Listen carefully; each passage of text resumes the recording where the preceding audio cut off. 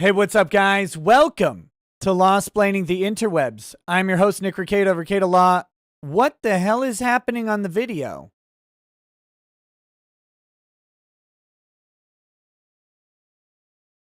Does the video look normal to you guys? I think it's just YouTube on my end being stupid. Okay. So I get this little preview window in my YouTube studio, all right? And on mine, all I can see is like, it's not going to make sense to you. Okay, all I can see is the top, like, 1/15th corner of it. So I can just see my forehead, basically.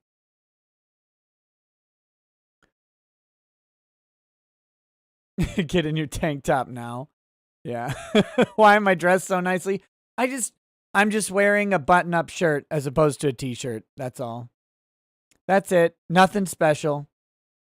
Anyway, sorry for being weird with the video. I just don't understand why my video looks ridiculous, but it doesn't matter to me. As long as it takes your as long as you guys get the right video. That's all that matters. That's what it is.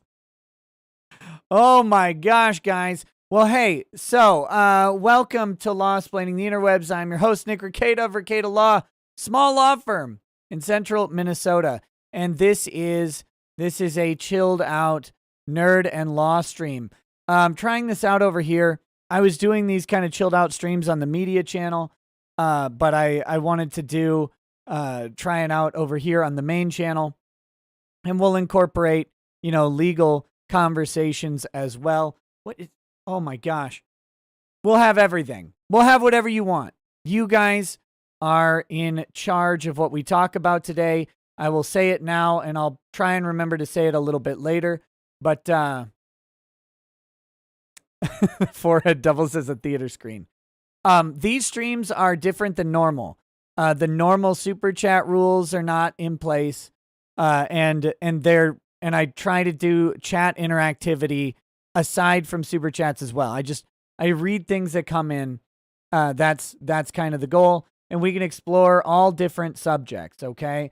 I don't have a fully planned out show for you tonight, and so I'm here to hang out and chat for a little bit. It may be a short show, it may not, and then we'll go over to Twitch and watch some movies. That's it. That's how it goes. That's what we're doing, and it should be a fun time. So, that being said, there are things to talk about. I do apologize for being late. I don't know what happened. I came into my office and my computer was rebooted, which is fun. But that's what took me so long to get everything started.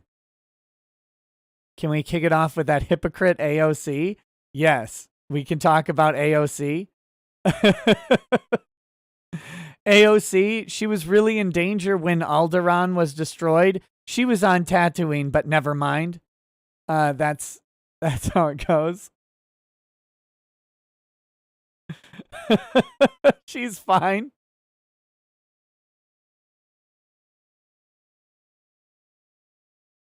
Oh God. She if you didn't see it today, it was uncovered. It was uncovered today, or put together, I don't know, something, that AOC was not in the Capitol building when, quote unquote, her life was threatened by the rioting mobs. She wasn't there. She wasn't there at all. So that's why you will see Alexandra Ocasio-Smollett trending on Twitter. It's because she wasn't in there. So all this grandstanding, calling out Ted Cruz as like a murderer and all of this stuff, and she wasn't there. She's trying to get like David Hogg, right? That's the idea. Oh. It's like you weren't even there. You weren't there. No, she was, however, in her office, which is like a block and a half away, something like that. But anyway, it's a fun time. It's a fun thing. She's a disaster. Yeah, she astral projects. But that was some good news today. It's good news, right? She wasn't actually in danger of dying, and that is good news. Goodness, what is happening? So I'm very glad about that. I see Uncivil Law. Uncivil Law sent a chat. He said, "Thanks for chilling with me on my channel. Always fun, my man. And congrats again for all your success. Looking sharp in that shirt. Hey, thanks. You got me broken, Uncivil. You have broken me. Because we got, I was on Uncivil's show last week. I think it was. My days are all mixed up. I think it was last week. And this jackass looked so good on his camera that now I'm like looking for a camera. I'm like, my webcam, it's not good enough. I can't do this anymore. My webcam's a lie. Look at how good Uncivil looked. Why don't I have that nice blurry background? Why don't I have that nice crisp look on my lens? Nope. Here I am with my flat webcam image from my like 2mm sensor on the webcam and a tiny lens, not like a big Chad lens with a huge sensor. No, I've got a little tiny sensor and I consequently look small. Ridiculous. Horrifying. I'm changing it now. So, Uncivil, you may not have known this. I complained about this a little bit yesterday, I think. So I went to go procure a camera and a lens, right? And I don't really want to order one online. I want to make sure I talk to someone about it who knows something, even though, whatever. But I wanted to, get some advice, make sure with my like room conditions and lighting conditions and what I want to do, I'm getting the right thing. So I go and I drive to the camera shop.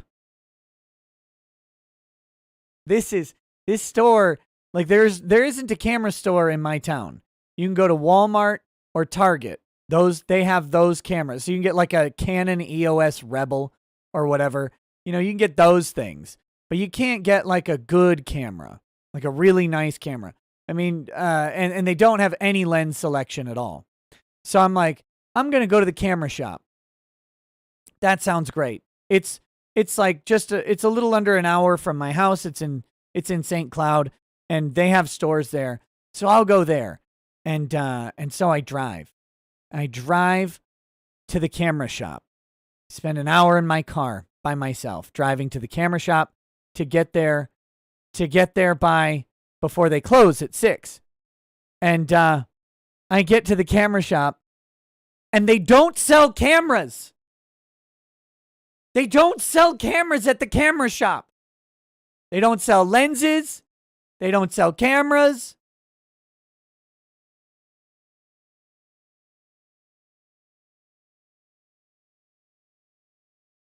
And so I asked him, I'm like, why do you exist? What is your purpose in life? You are the worst named store I've ever been to.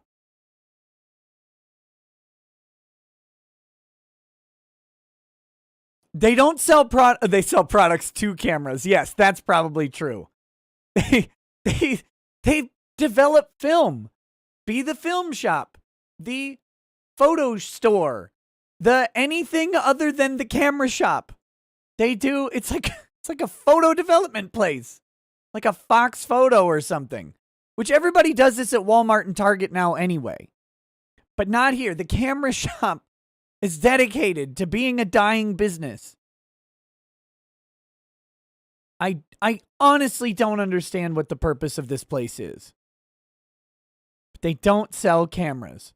I'm like, what the hell is this? Guy says, well, we used to sell cameras. We used to sell some cameras. I'm like, no. One doesn't name their store The Camera Shop and have at one point sold some cameras. Like if you open The Car Shop and you sell pictures of roads, that's wrong. Like, if you open the car shop, you should sell cars. If you open the camera shop, you should sell cameras. Not occasionally at one point have sold a few cameras. Oh, I was furious. I still am mad. About this. So, as it turns out, there are no, as far as I can tell, there are no stores that sell cameras within an hour of my house. I think I have to go 2 hours away to do this. So I might be stuck ordering one online anyway. And I mean, there's a Best Buy, but Best Buy is degenerate. So that's a non-starter. They also don't have good cameras, but why didn't I check their website? Oh, I don't know. You know, I guess in hindsight, it would have been a good idea, but that's like going to the folder store and you get there and all they sell is staplers. It doesn't make sense to me. If I'm like, oh, yeah, I'm looking for a folder. I know. Hey, Google, find folder stores near me. And it has the folder shop. I figure when I do that, it's going to bring me to a place that sells folders. But no, it doesn't. It doesn't do that at all. It's okay. I made the most out of the trip. I got a Five Guys burger. And I got a regular size fries for myself. That was delicious. The Roz Rodriguez, what's wrong with Best Buy? Well, that's a personal story. But the long and short is I bought a TV. They told me they would deliver it, and then they didn't. And then they didn't again. And when I asked them why, it's because the surge protector was back ordered, so they wouldn't deliver the TV. And I hate them eternally for that.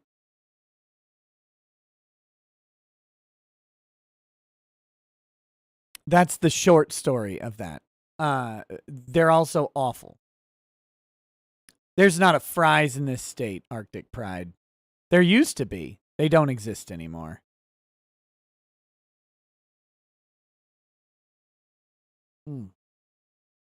Anyway.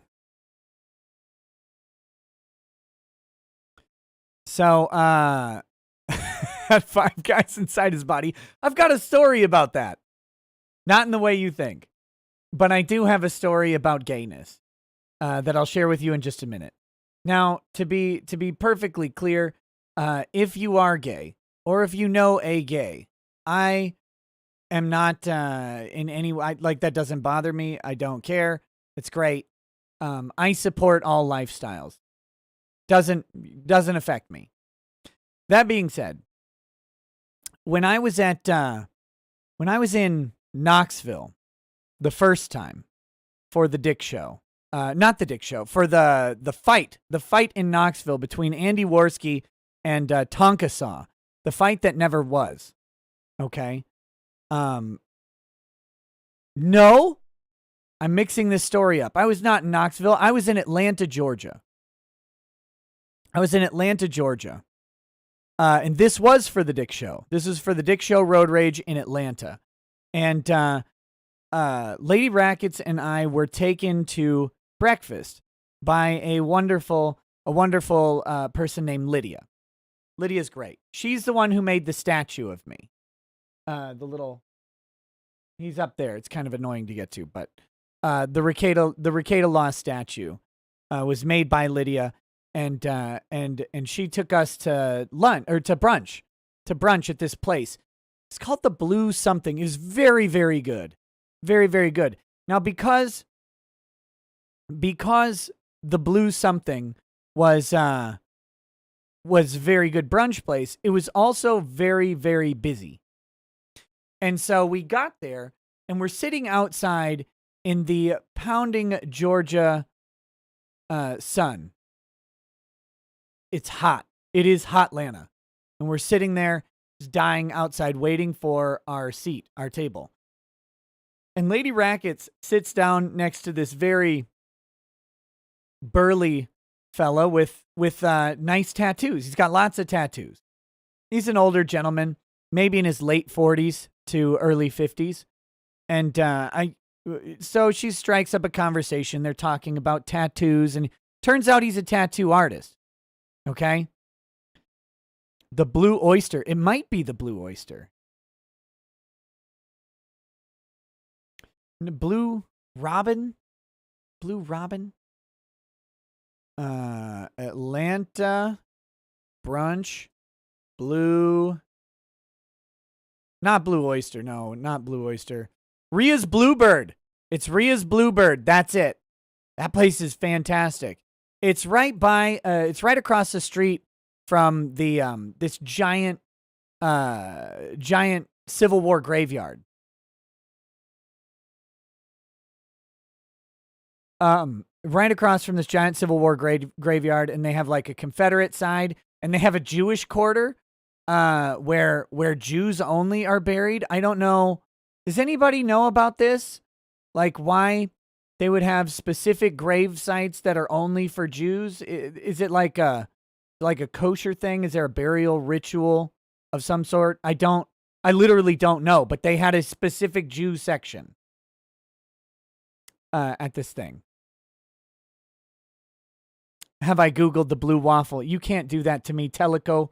I've been on the internet way too long. Check the Talmud. Why does Jim want on? So anyway, they don't want to be buried with us subhumans.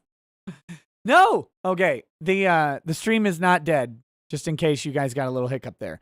So anyway, so we're sitting outside Ria's, what's it called? Ria's Bluebird. I got brisket and grits, I think it was. Oh my God, it was good. So we're sitting outside Ria's Bluebird, and Lady Raggeds is talking to this individual, and he's a large tattoo artist, and so she's chatting up about tattoos, and he also was there for brunch with his man friend, because he is right, he's gay. And so we got to meet them. They're very nice. And so he's like, oh, by the way, if you want to see my work, I have an Instagram. Well, Lady Raggeds doesn't have an Instagram. So she says, hey, you need to follow this guy on Instagram. That way, if we're ever in a place, maybe he'll do a tattoo or something. So it's like, okay. So I follow him on Instagram. Ever since then, okay? I don't know if you guys know how Instagram works. I don't go on it very often, but over the past couple days, I've had some cause to be on Instagram. And the cause to be on Instagram was a weirdo named Ray Gordon. And we're going to talk about Ray I'm going to look up his lawsuit live in a little bit. But that's something I'll get to later if we have some time. Just because I'm curious about it. But anyway, Ray's the last 3 episodes, and I don't want to dwell on Ray, but because of Ray, I was on Instagram a lot, so then I was scrolling through my Instagram feed. Well, they changed how the Instagram feed works. Instagram had this cool thing where when you scrolled through it and you got to the last thing you saw, it would tell you. It's like, oh, you're all caught up. Oh, thank God. I don't have to go, oh, did I see this or not? Until you see that thing, you haven't seen anything there. So it's this nice feature. I really, really like this feature on Instagram. It's actually cool. And it used to just tell you, all right, here's everything you've seen. And then you could keep scrolling through your timeline. Well, now Instagram does a different thing. So when you get to that spot where you're all caught up, it now switches you over to a recommended post thing.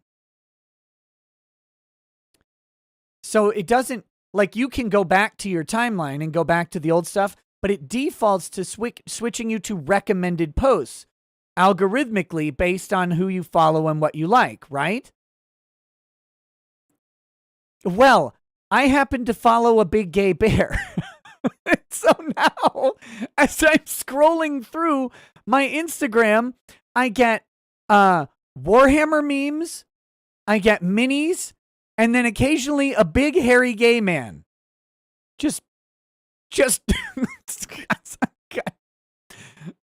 just damn it. Oh my God. It's always, and it's just like a big, bald, hairy guy. Every time. So I'm never going to forgive Lady Rackets or her big gay tattoo friend.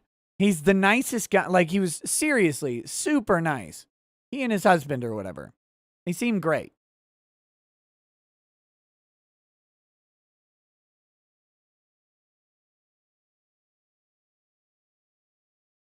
But my Instagram is ruined. Because first I have to feel bad. Because, like, the minis, the Warhammer minis, are exquisitely painted. And I'm like, oh my God, I'll never be anywhere near as good at painting a Warhammer mini as this. Right? And so I'm already depressed. I'm like, oh, well, my Michael J. Fox paint job doesn't look quite as good as this. It never will. Thanks. Thanks, world, for reminding me I'm inadequate. And then all of a sudden, big gay bear. I'm like, I'll never be this hairy. I will never, ever be this hairy or wide. And I don't know what to do. I don't know what to do with my life. So that's my Instagram story. That whole story was sparked by Five Guys. So scrolling down only to hit a wall of meat and hair. Yeah, I'll have to talk to Star Wars Girl about painting Warhammer minis. I still have my plan. I hatched this plan.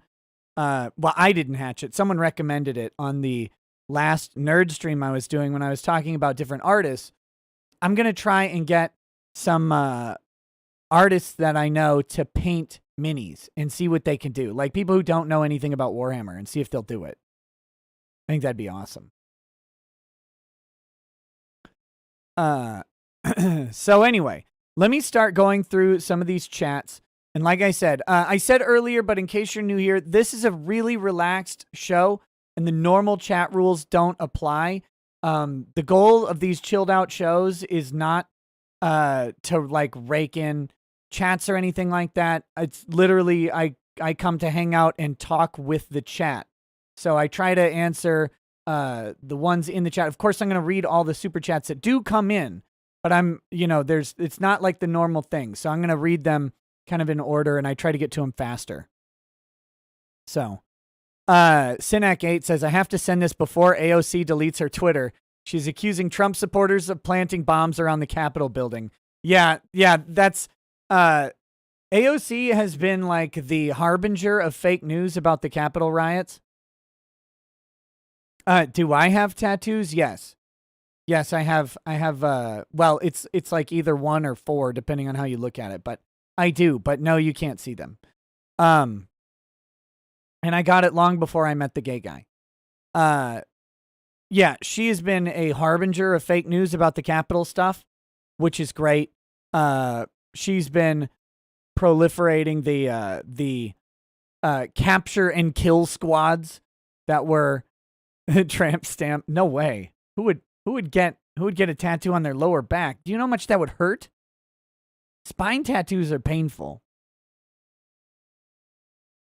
But she's been proliferating the idea that there were capture and kill teams based on an initial erroneous report by the Department of Justice, one that they have since corrected, but she has not. She's also been talking about the bombs that were planted around, which turns out the bombs were actually suspicious packages that were then cleared as not bombs. They were just suspicious packages. So she has been queen tits on the false information about the Capitol stuff. I mean, the Capitol stuff was still dumb. Like, make no mistake. Going in the Capitol, I don't care if they let you in. There's a big barricade. It's just not something I would do or advise. And it ended up causing a lot of shit, right? And the Democrats have run roughshod over the Republicans based on the Capitol thing. So in hindsight, 2020, it was a bad move. Bad play. People got suckered into it, and it's really unfortunate. And now those people are being prosecuted. And maybe in many cases they shouldn't be, but here we are. So that being said, though, whatever it wasn't a big deal. It was made into a big deal.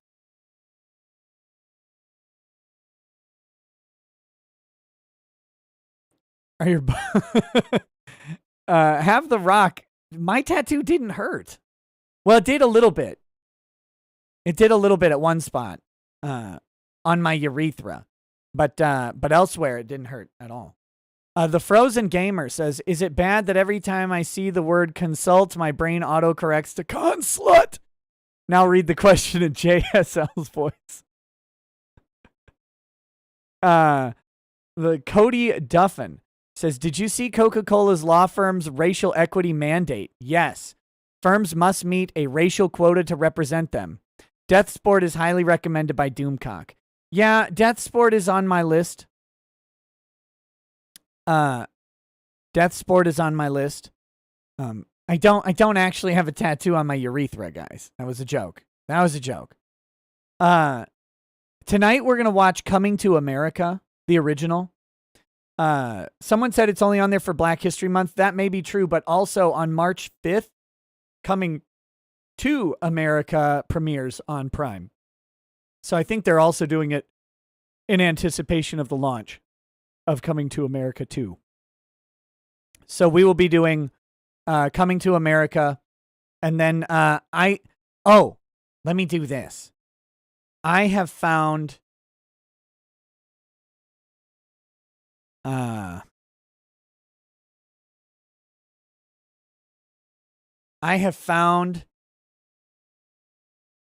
the movie, the second movie. If you don't know, there's a first movie and then there's a second movie.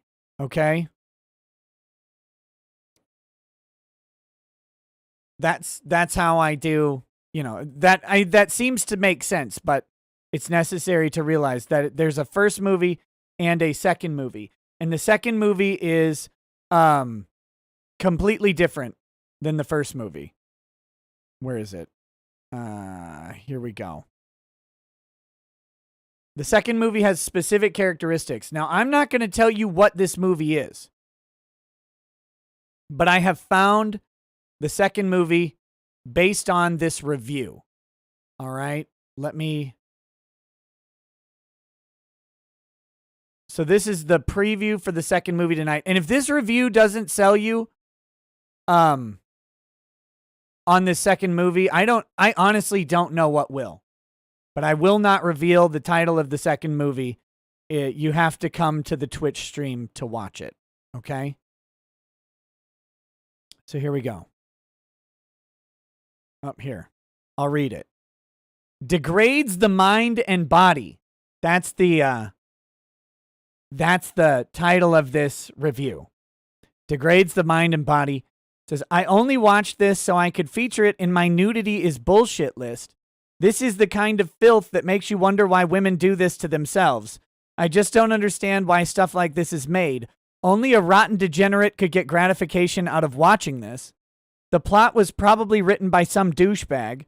The characters were just awful. All that happens is some rednecks go to a strip bar and women in bathing suits take their clothes off. Seriously, every woman in this film gets naked. They throw in some Bigfoot impersonator and random lesbian sex. It just kills your morality. I feel like filth right now while I am writing this.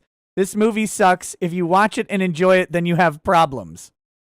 So, I figure we have to find out if we have problems by watching this movie.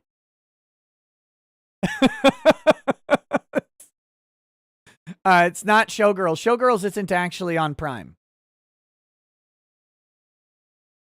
And Showgirls is a pretty decent movie.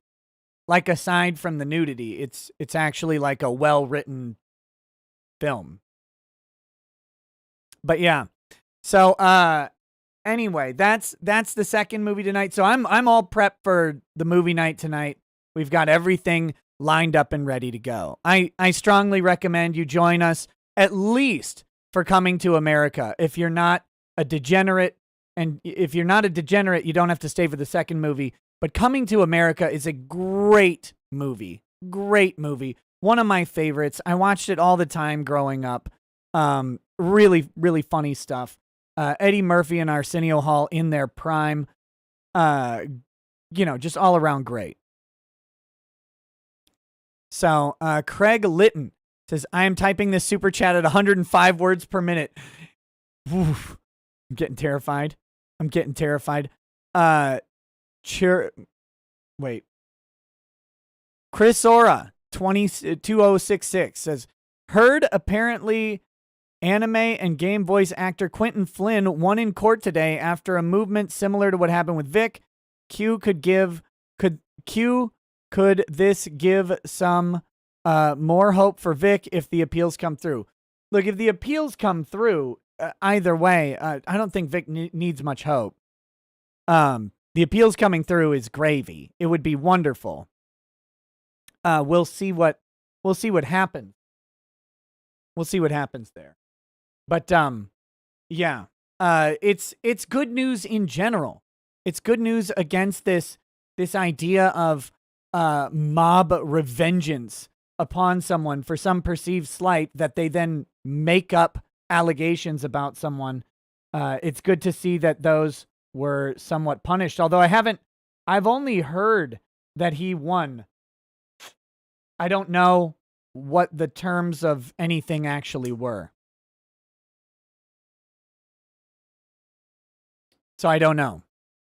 I've had a little bit of a long day. I'm very tired. Tomorrow's going to be a really long day. So I'm having a special opening drink tonight. This Kentucky Oak 10-year rye whiskey. This is one of the best rye whiskeys I've ever had by a long shot. It is the batch number 4, and from what I understand, they are not making any more ever. So this is like the last bottle. I might go buy another one because there was one more at my liquor store. I might go grab it. It was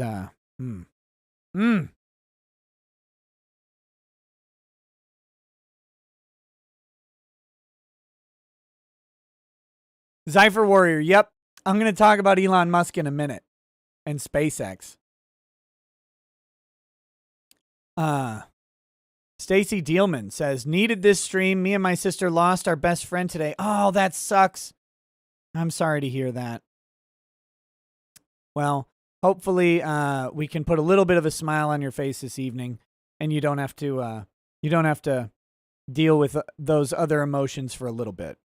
Music and Fiction says, I have to wonder who is worse, Alexandria Ocasio-Smollett, the lying hussy, or Marjorie Taylor Greene, conspiracy congresswoman. I think we all lose. Marjorie Taylor Greene. She's an interesting animal. And Kevin McCarthy walked a line today. He walked a line today. So they had a vote to strip Marjorie Taylor Greene of her committee appointments, and they had another vote to remove Liz Cheney from a leadership position in the Republican Party. Neither of those votes succeeded, to my knowledge. I don't think they actually did that. And McCarthy basically walked the line between the two. So he preserved Liz Cheney's leadership position, spoke passionately on her behalf, which is not a great sign for the Republican Party. Because, well, it's Liz Cheney and we're going back to war, boys. Actually, y'all are. I'm an old man. But that's that. As far as Marjorie Taylor Greene, yeah, she has some interesting and spicy takes. We'll put it that way. She's a little bit out there. But see, I get it, but I also don't see why, like, people know who she is. They still voted for her. This is this weird thing, right? I think we forget that we live in a representative republic. We do. I shouldn't say I think. We forget that we live in a representative republic all the time. If you want to elect a crazy whack job to represent your district, That's your district's choice. That's the right of the vote. They don't get... I actually have a big problem with Congress censuring its members because they're censuring a voting populace. We're not a democracy. This is actually a real sticking spot I have. Like, I might not like a crazy whack. Like, I don't like AOC. I think AOC's a nut. That's it. I mean, that's my opinion of her. I think she's a liar and a terrible person. However, I don't think she should be stripped of her ability to represent her district. Like, they voted for her. I think they're all terrible. So why do we have the ability to say, oh, these people can vote for whoever they want, but when they vote for them, actually, we don't want them to have any position at all to influence government? That's a weird way for Congress to have control over a voting population. I don't like it. I don't like it at all.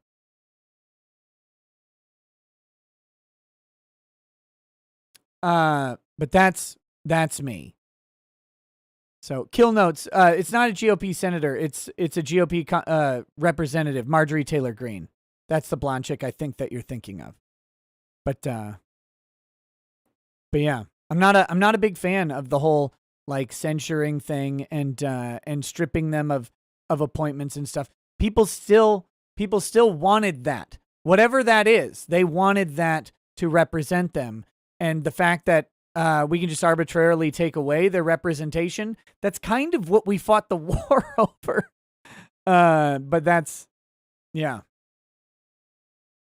Anyway.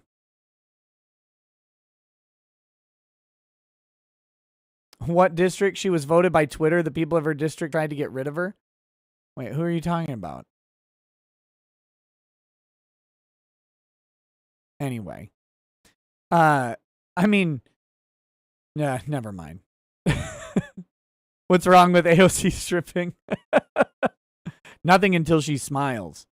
Okay. Brandon Caballero says, if I sleep with a girl and give her the clap, then she sleeps with a friend giving him the clap. Is that friendly fire? Yes. Yes. Bad Vibe says, Nick, I was in Portland, Oregon and assaulted by a cougar. She was yelling, secure your PS5. It was horrible. This insanity has to stop. Did you get a PS5? Chief Beef says, huh? RW Bimby says, when you gonna stream co-op play 7 Days to Die Zombie Craft Survival Sandbox with Uncivil Drex and Ty? I don't know. However, I have been invited to play some Gladius with Sargon and Arch Warhammer. So I don't know if they stream those or not. I gotta ask, but I think that'll be fun. So we'll see.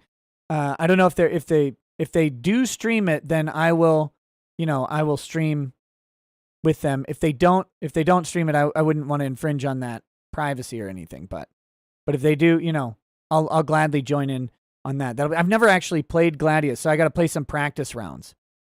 So I might be playing that pretty soon here. Bad Vibe says, Boomer, think there has to be a harder way.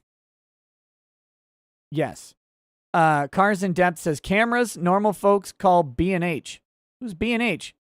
Again, I hear Beard and Harris every time. B&H to me is just Beard and Harris.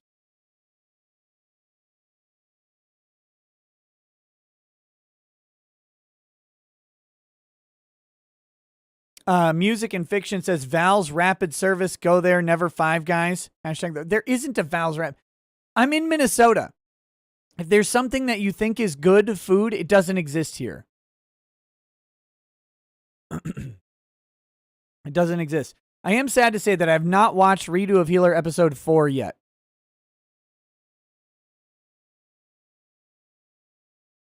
That I do need to make sure and watch as soon as possible. Bad Vibe says, was it the Blue Oyster? No. He says, oh, so you didn't do any all-night dancing. No, I don't do all-night dancing. That sounds terrible. JJ Joestar says, Best Buy is horrible. They've been caught selling broken and damaged products for years. Sold me broken laptop. You're not alone, my friend. Dude, I was at Best Buy. And I see they've got a person with like a nice new 70-inch or 75-inch TV, right? And they've got a pickup truck there, and they've got the truck tailgate open, and they're going to put this TV in this person's truck. What do you think they did?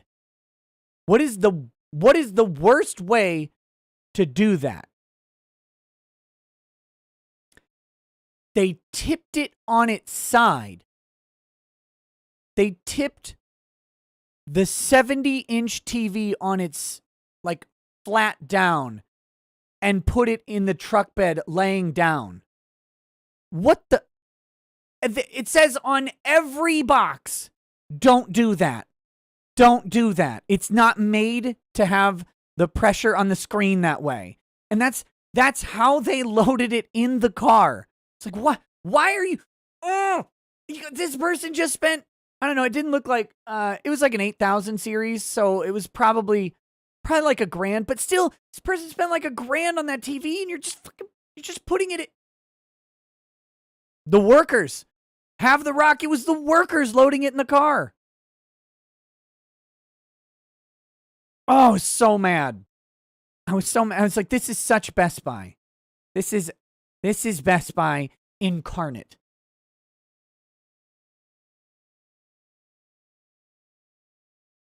Oh.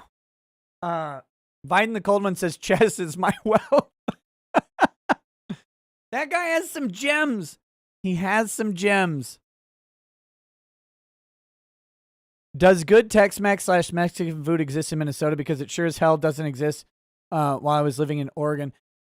You can get some decent Mexican food around here because we actually have a lot of illegal immigrants here in the town near me in Wilmer.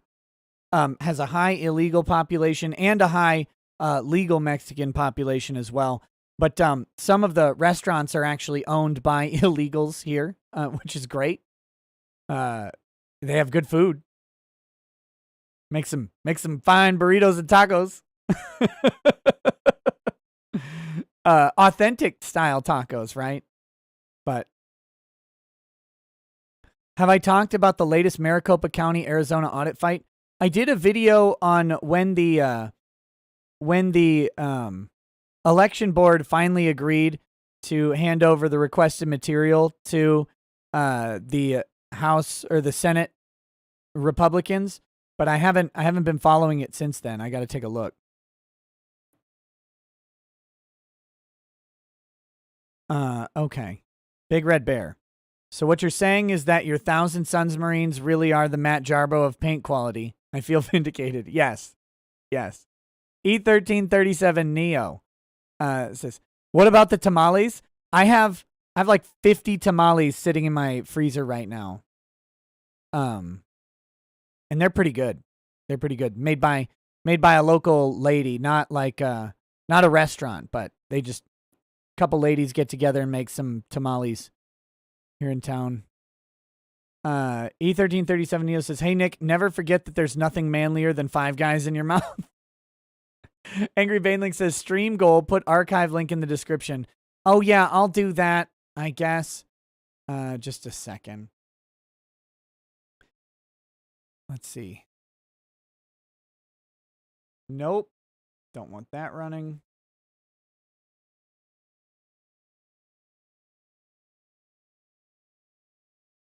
Here we go. Go to the channel.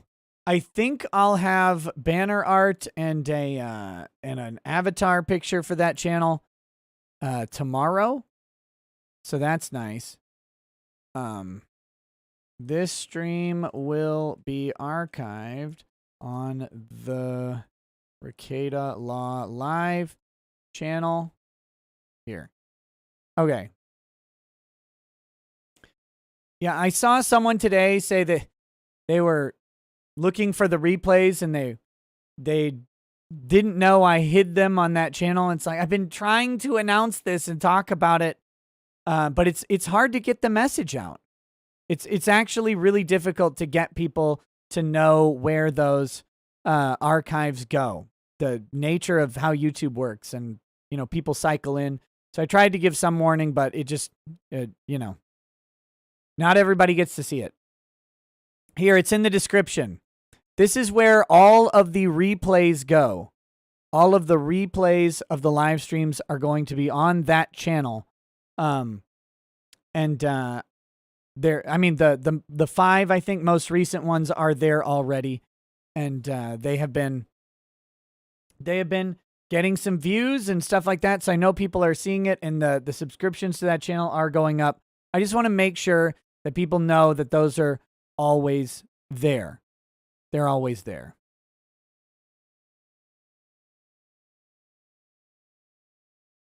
So, where is Ty in the swearing in? That's Friday. Friday.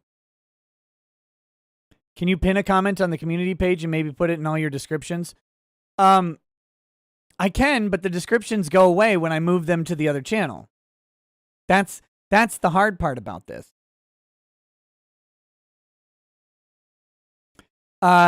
Lagging, yes. I'm going to do a specific Rittenhouse video tomorrow about the bail situation. I'm going to do one then. The DA in Wisconsin is being a complete figgot, to put it nicely, complete fig, about Kyle Rittenhouse, and it's almost like the DA in Wisconsin wants Kyle Rittenhouse harmed. Would be real convenient for the DA in Wisconsin if Kyle Rittenhouse got killed, wouldn't it? It would be real fucking convenient if they didn't have to go through with that absolute shit case that they have.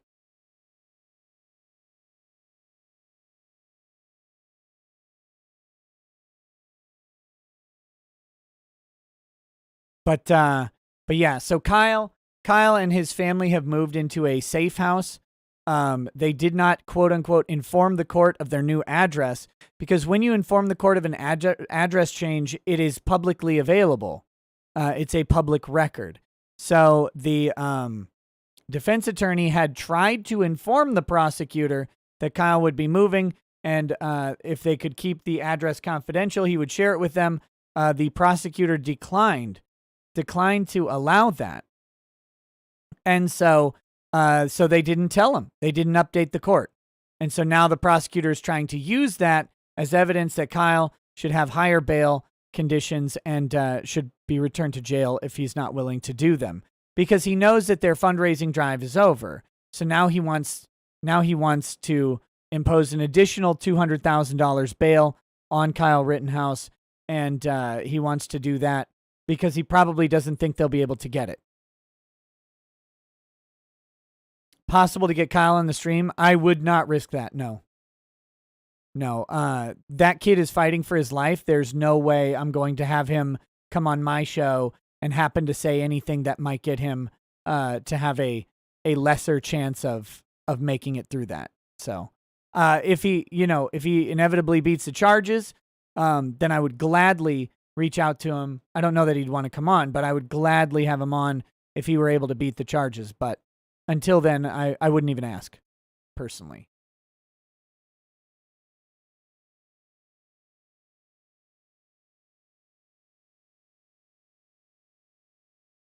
So, let's see. Bad Vibe says dusk to dawn. No. Aloise Dawdle says, did you hear about the Martina Markota lawsuit? You asked this yesterday. Yes, I did hear about it. I'm waiting to get my hands on the documents before I'm going to comment too much on it. Right now, my initial assessment of the lawsuit, look, I knew about it back when it happened, or when it was starting up, and I had the opportunity to talk to both sides of that argument. I chose not to really get into it because I wasn't super interested in the lawsuit. And it seems like something that really shouldn't exist. in my opinion, it seems like a lawsuit that shouldn't be. Something that could have been resolved, and the amount of money in question isn't massive as far as I can tell. And the legal issues from my basic look at it seem kind of cut and dry. But I am going to actually take a look at the lawsuit. It's been heating back up between both sides on Twitter and stuff like that. So I'm going to take a look. If it's interesting, I'll talk about it. If it's not interesting, I won't.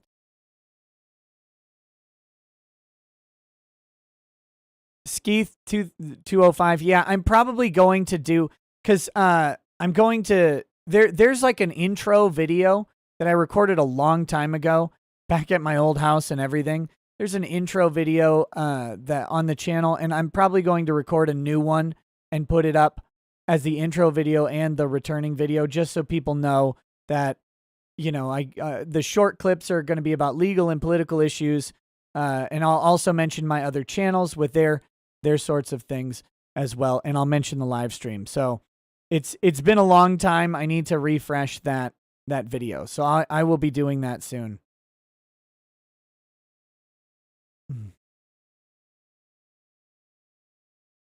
Douglas Mackey is being charged with a felony for shitposting on Twitter 5 years ago, and that's a travesty. I don't know anything about Douglas Mackey. They call him like a racist or a white supremacist, so I have to assume he's probably not, but maybe he is. I literally never have heard of this guy, but he posted a thing to inviting people to send a text message to vote for Hillary Clinton, which was a joke. The idea of the joke is if you're dumb enough to send a text message to vote and not go and vote in person, then you probably shouldn't vote anyway. I think that was the joke. But now they're trying to get him for election fraud or election manipulation, voter intimidation. So you have to realize everything about what's going on now is rooted in 2016. Everything today, nothing happened in the Democrats' mind between the election day of 2016 and January 20th of 2021. Nothing happened. None of that exists. It's a mind fart in history. That is a blackout drunk weekend for AOC. Nothing happened.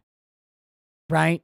They woke up naked in a pool of man juice, and they now have slipped on their high heels and miniskirt and are walking home in shame, and nothing happened that weekend. All right?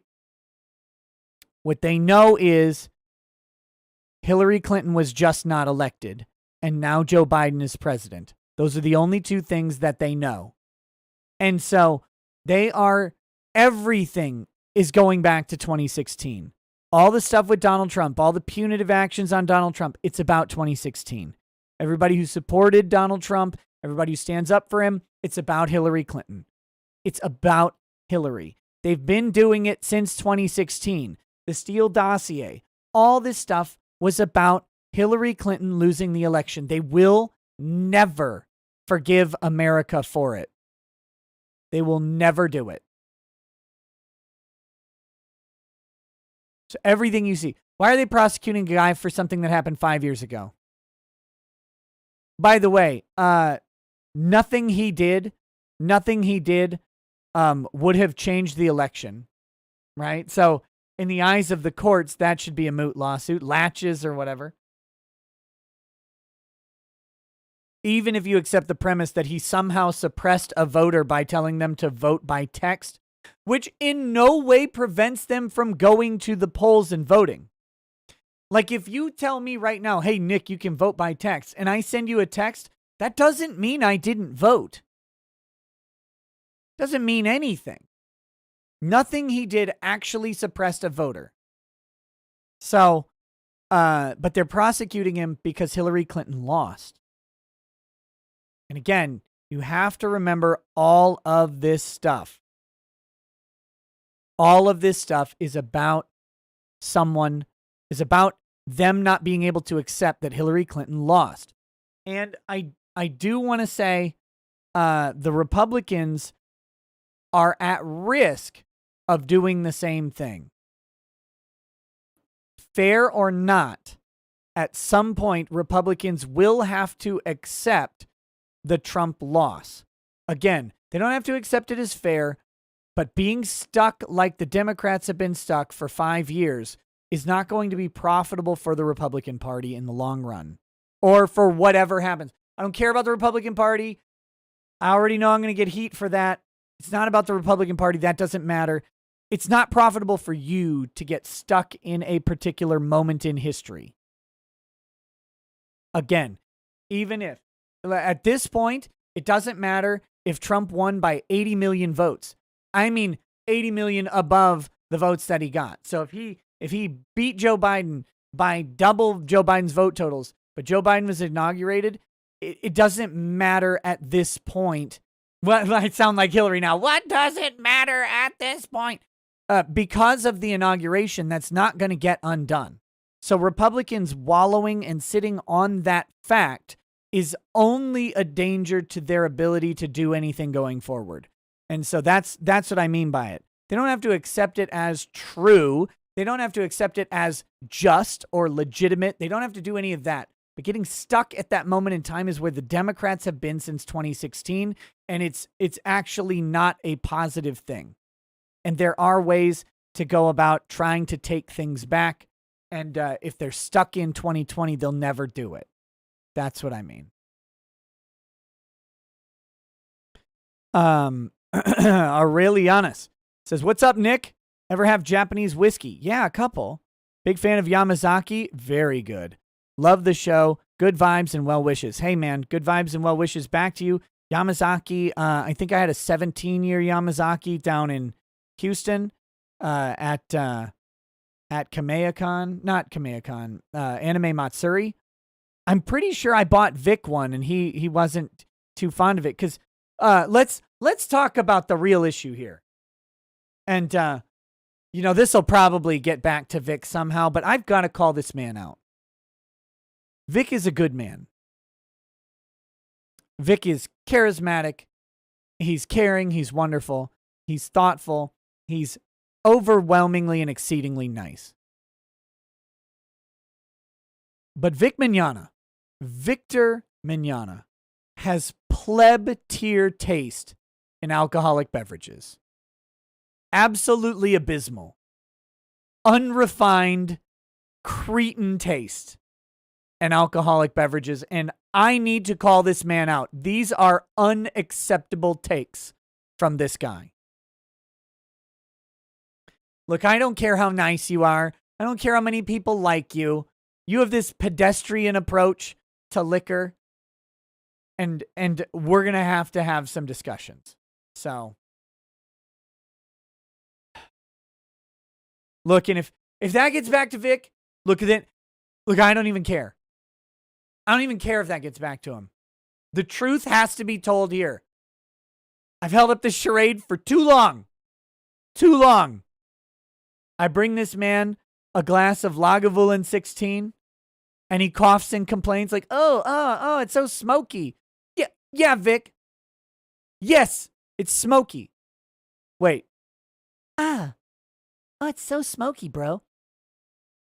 I'm not really sure if I like this. No, stop it. You stop it.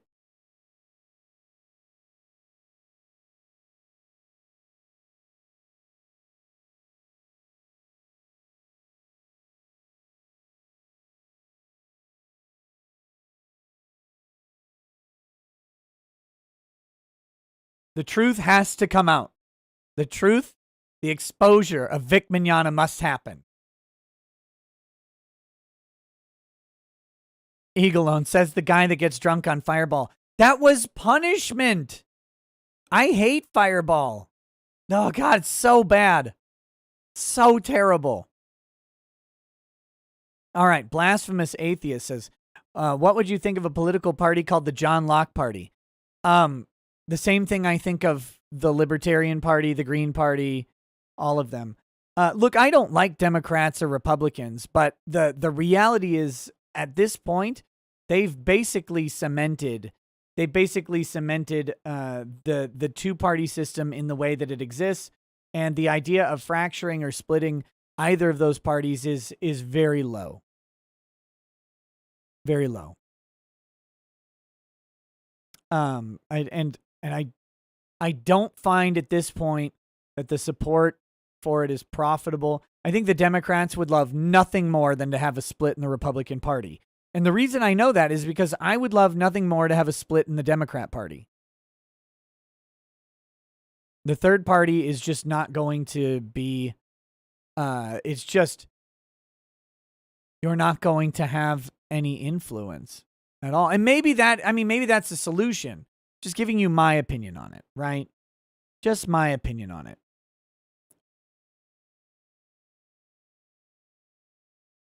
Next, CJ says, yes, most of the time they do stream Gladius. Okay, cool. William Amiot says, hey, Nick, I'm making a thing. Any chance you could ask any comic artists in the chat to hit me up on Twitter or Instagram? I'm at William Amiot on both. I swear it's for the fans. Thanks. Okay, if there's any comic artists in the chat, hit at William Amiot, Amyot, on Twitter or Instagram. Hit him up. Hit him up.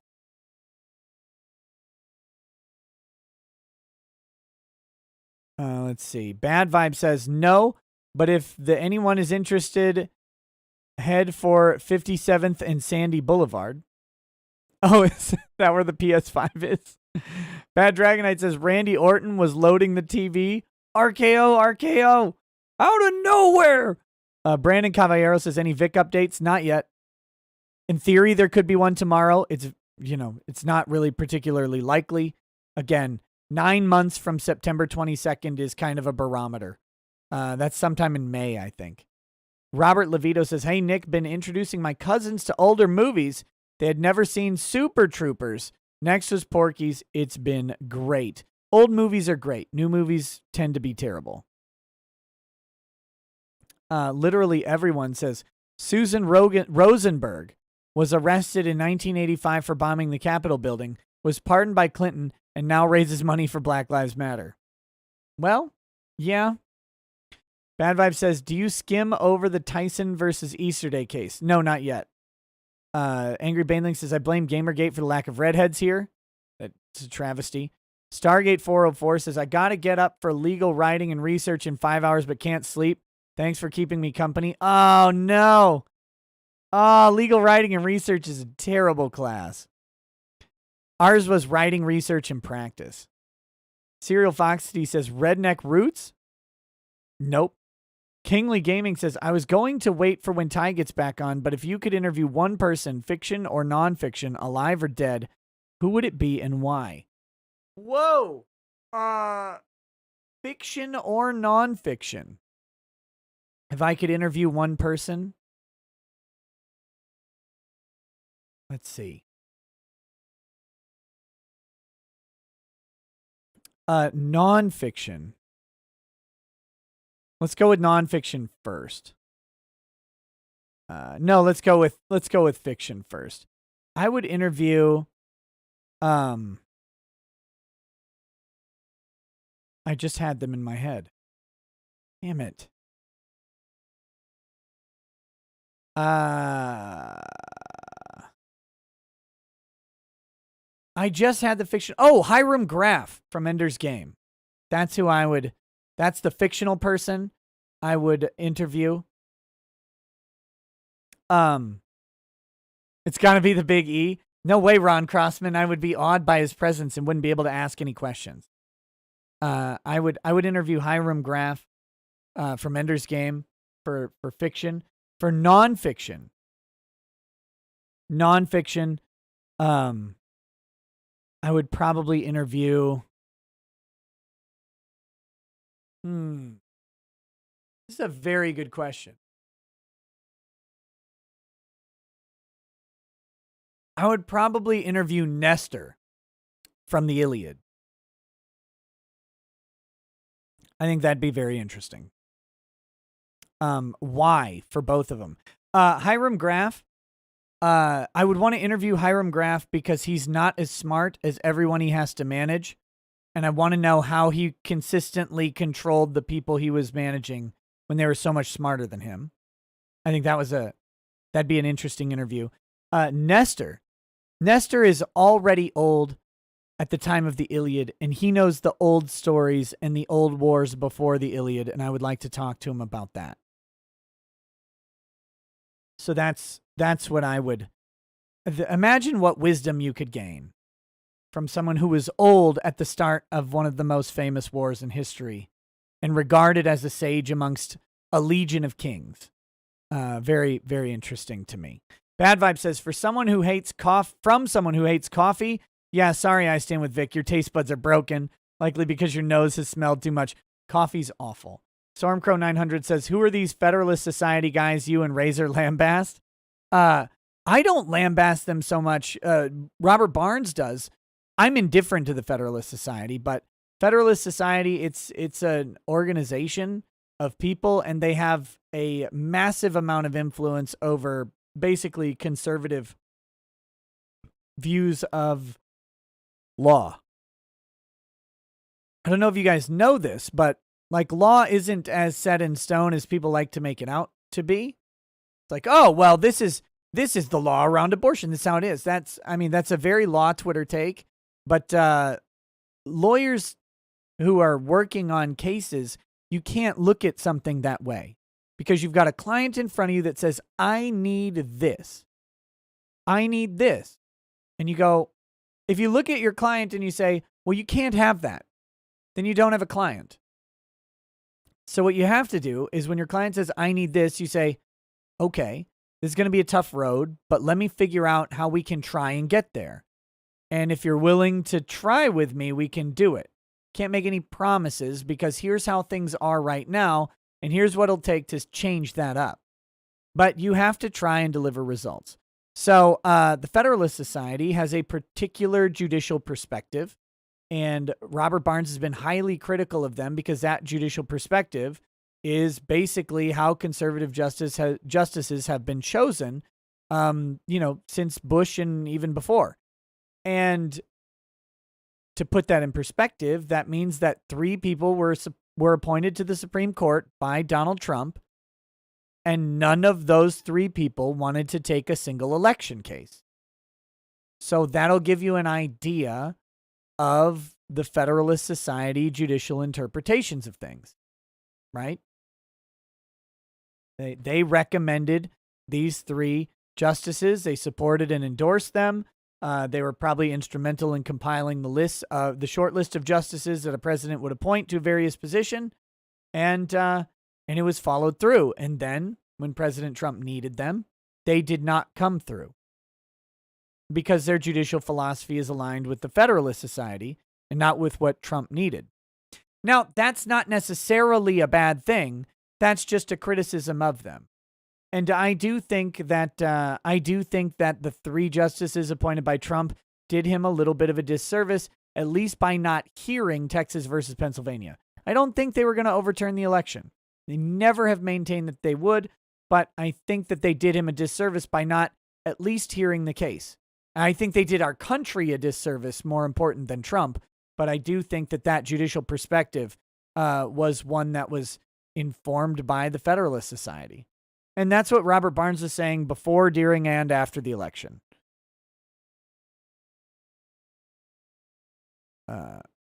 Legal Beagle take on Magnus's defense at the Council of Nicaea win. Look, Nicaea. The Council of Nicaea was the Bible one. Nicaea was the Warhammer one. Look, Magnus did nothing wrong. How dumb is Legal Eagle? The dumbest. Terrible person. Really awful. Very pedestrian takes. Not good. Not well informed. His brain is not good like mine.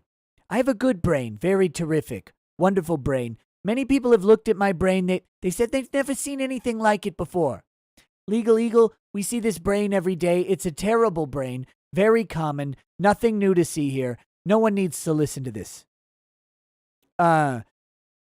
Omreet says, Nick, please think of a way for you and Ty and whomever to make a 40K role-play video series. Thanks, cheers from Bulgaria. Ulash1 says, you should have said Thomas Jefferson so there would finally be clarification on the Constitution. I don't think Thomas Jefferson is the be all end all of the Constitution either. Like you ask Hamilton and Jefferson the same question, you're going to get two answers. You ask Madison the same question, you'll get an even different answer. Diesel Mechanic 88 says, paying through Streamlabs because YouTube sucks. Those scum can no longer have my money. Just wanted to say redo of Healer episode 4 was legit. I do plan to watch it ASAP. Tomorrow at the latest. Night of Hope says, I don't support it. Fuck your lifestyle. Tolerance doesn't mean approval. What was that? Oh, that's the gay lifestyle, I think. Night of Hope says, 1, I died before the story ended. 2, none of us have any choice but to dwell on Ray. He's most of the continent at this point. Thank goodness he's a lazy fatso, or we'd have to deal with the cataclysm of him managing to leave his crater at some point. Drunk says, in Kermit voice, holy shit, Ricketts. I'm fucking so drunk right now. Keep grifting off me and other drunk idiots. Hope your family is doing good. I'm praying for them, but fuck you and your grift. All lawyers are shit. They do the devil's work. Love your videos. Hey, thanks, Drunk. Much appreciated. Matches Burn says, Nick got jealous when he saw the big gay bear tattoo artist has a bigger sensor than him.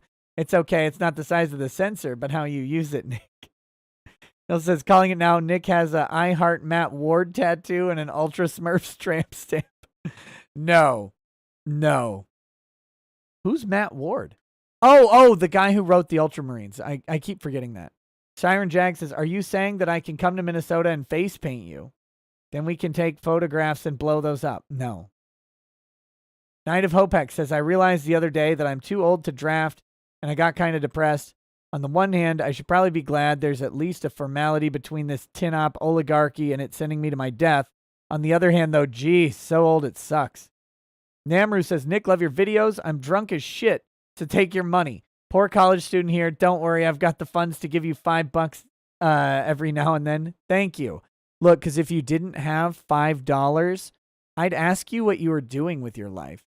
Yash Ken says, hey, Nick, want to know something funny? Look up Ellie from Borderlands 2 and you won't believe who voices her.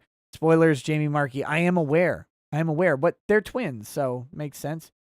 Did you guys see? If you're not one of my anime adjacent fans, you may not know this, but there's an ugly voice actress named Jamie Markey, and she is now selling voice acting classes for $400, which is about the worst $400 I can imagine.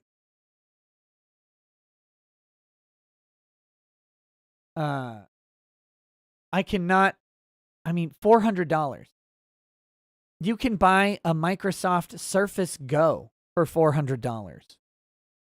You can buy an exquisite whiskey or a bunch of moderate whiskeys for $400.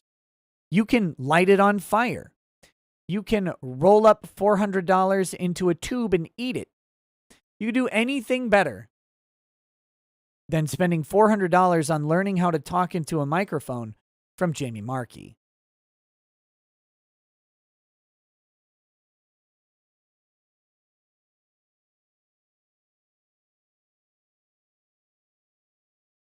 God, I cannot imagine listening to that insufferable person.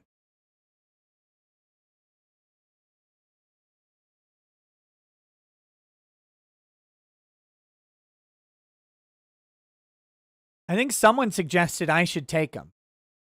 Like, buy it as an alias, go into her class, ask her all sorts of good questions.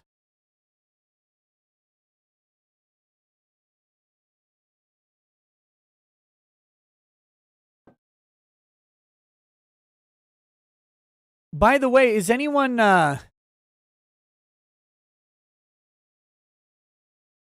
still holding GameStop?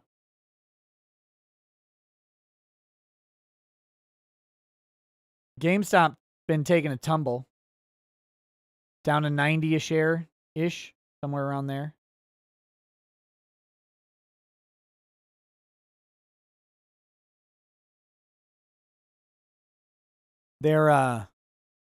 That's an interesting story. The SEC is now looking into manipulation on behalf of the big Redditors involved. illegal trading practices.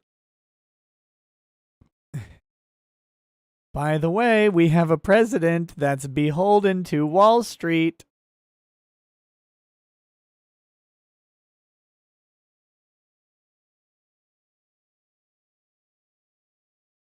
Oh, they're not going after you guys. They're going after the big fish.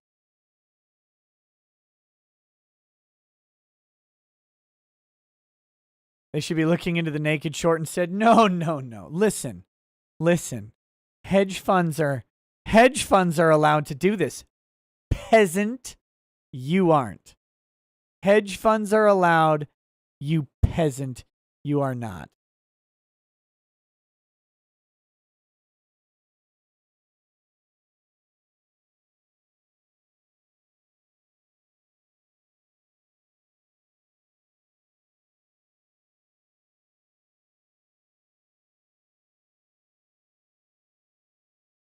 Yeah, Gara Sankar.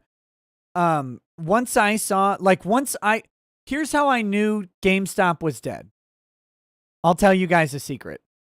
I found out about GameStop. At that point, it was dead. There was no point. That's when it died. I think that night is the night it went up to 500 or whatever, and then the next day is when it started to go, and they started controlling everything. That's how I knew GameStop was dead. I'm like, oh Christ, the normies know. The normies know. Now it's over. It's over. It's hit the news. The news caught up to Reddit. It's over. Done. At that point, there was no chance. So that's why, I never got into it, because there's no purpose. I'm like, oh, if I buy into it now, it'll fail dramatically. It'd go down to negative $4 a share. You'd have to pay to own your own share. Like, you'd have to pay extra to own shares. So there was no. And None says you are the normies. Yes, that's my point. That's the thing. Once I've heard about it, like, I'm not following the elite secret Reddit threads or anything like that. I'm not on the cutting edge of any of this stuff. So once I find out about it, it's way too late. It's way too late. I won't be able to get in. So that's how I knew. That's how I knew. I tried to warn you guys. People told me, they're like, oh, buy anyway. I'm like, no. It's not going to be a good deal. Not good for me. Not a good deal.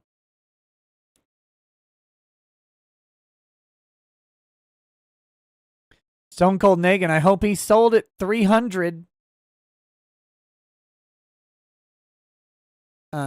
The squeeze is still coming by the dip. It's not. And here's part of the reason, right? So what Reddit did was, Reddit was able to stay organized for like a day. Not a day, actually a significant amount of time. They're able to stay organized and to keep doing this stuff and to push and pump it up. And then the normies got in on it, and it really, really took off, right? Elon Musk tweeting it. That's what really drove it, is an influx of new buyers and some more sagacious hedge funds that saw the opportunity as well. They bought in. And then they moved out. But the thing was, it was organized and focused for a little while. As long as you can stay organized and focused, that's how this works. That's why hedge funds work. Hedge funds are the concentration of millions to billions of dollars with a very small pool of decision makers and a very organized strategy. That's why they're able to influence stock. They have enough buying power and organization to do so. Reddit had the buying power and for a time had the organization, but that starts to crumble when individuals start cashing out. You go, whoa, hey, bought in it. I bought in at $40 a share. This is $350 now. It's looking pretty good for me. They cash out. They make a ton of money. Lots of people see those opportunities, or they have practical realities going in. And, people can say hold as much, but a hedge fund just holds. They don't have to convince anyone else. So that's the problem that the Reddit has with these things. They can make very short moves, but eventually everybody involved in that's going to go, wait, at some point this might come down, and they'll be opportunistic about it, or they'll be self-serving, because that's what we are. And that's okay. But they won't be able to hold that organized front. Okay. That's just my opinion, though. I'm not an expert on this stuff. I'm just giving you guys my opinion. Darth Grumpy says, gonna be a wild weekend tonight with the movies. It might be. Alexandria Ocasio Smollett says, there I was in Vietnam. Charlie was surrounding us and hiding in the bush. We were taking fire from all directions. I was so afraid for my life. Your favorite gay panda just sent cum. Crusader Saracen says, a better, more realistic path forward for populism in the Republican Party would be for Trump to throw his weight behind hand-picked congressional candidates in aggressive primaries, while someone more politically savvy like Ron DeSantis guns for the White House. Yeah, I mean, a lot like 2010, and then 2016. 2012, a little bit. 2014, a little bit. You know, the Tea Party was, for better or worse, it was unfocused is the problem, but the Tea Party was a wave of opposition. And that's what they need to ride, that wave of opposition in the 2-year short term. And then in the 4-year, they need to unseat Kamala Harris. Hated 7 Days to Die says, if you end up playing 7 Days to Die on stream, let me know. I will organize a couple of free keys for you to give away. I thought you said you hated 7 Days to Die. Hessian says, hey, Rackets, long time no chat. You mentioned on some streams the need to build resilient networks and independence from big tech. Please take a look at Urbit. It's a cool technological solution to the problem. Downside, new and weird tech. DM if you have questions. Hessian, where do I DM you? Kermit the Frog says, we at the Academy would like to present this honorary award to AOC, whose amazing performance was a tour de force. Note the Fellini-esque way our protagonist must engage in her goal for survival. The pathos we feel is only underscored by chaos around her. Good Lord.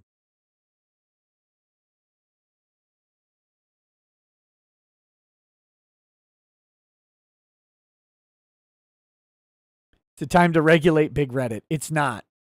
It's not. I love that the Yellen is out there, or no, I read some smug ass expert's opinion on the GameStop thing, and they're like, well, regulation might be appropriate. This does not look like investing. This looks like gambling. Hey, motherfucker, most of investing is gambling. At some stretch, at some point, it is basically gambling. That's what it is. Stop this. We have to stop pretending that investing is something more sophisticated and nuanced. It's like, sure, investing as a hedge fund is gambling with a card counter. It's blackjack with that team of autisms who could count through the cards. Like that's all that hedge funds are. You don't always win. They stack the odds in their favor through all sorts of sophistication and heavy buying power. What was that book called? Did you guys read that book? That was a really interesting book.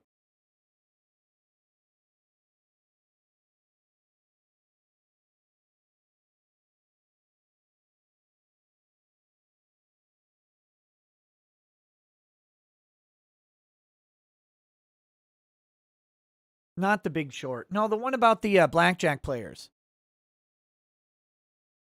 None. Yes, the one written by that Asian.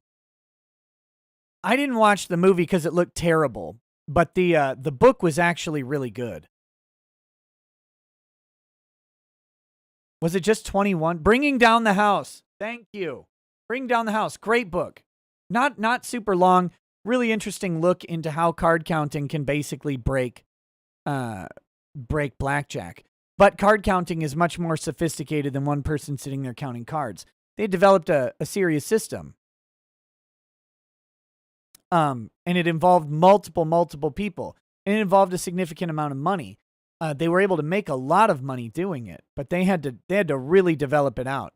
You couldn't just get one person sitting at a table counting cards, playing blackjack by themselves and winning. You had to do some other things to get the odds in your favor. But it's a really cool, really good book. Well, I own that book. I don't see it on my shelf anywhere. I don't know what happened to it, but that's how investing is. That's in a lot of ways, right? So your normal investor who's like day trading on Robinhood, that's like a single person playing blackjack. Now, maybe they're able to count some cards, maybe they can develop some strategies and learn some things to watch, and they can do okay, and they can occasionally come out ahead of the house.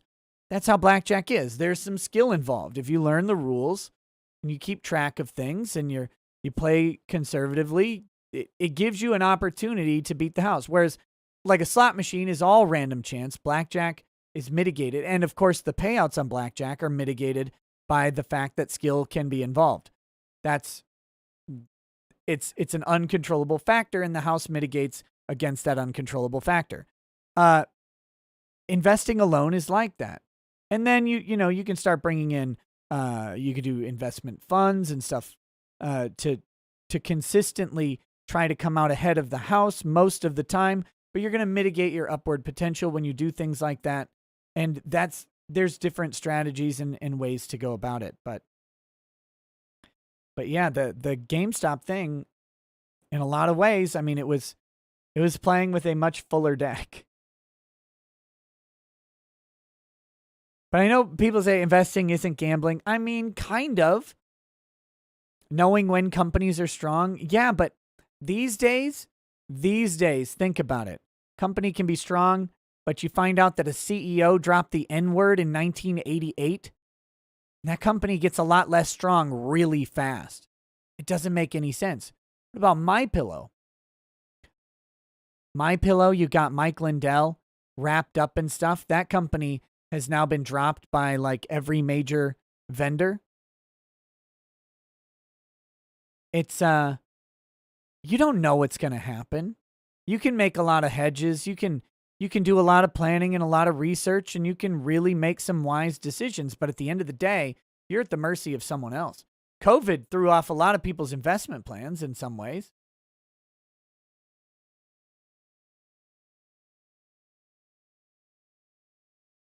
John Moriarty, yeah. The long game is a sure thing, relatively, if you're well diversified, and so long as the overall economy doesn't collapse into third world degeneracy. I mean, that works. Crusader Saracen says, just adding another deck while dealing blackjack makes card counting essentially impossible. They were, these guys were counting 5 decks. They counted 5 decks. They added a 6th deck, and it kind of ruined their system. So what they practiced and found the ability to do was to cut exactly 52 cards down and to eliminate the 6th deck. They just consistently were able to cut 52 cards.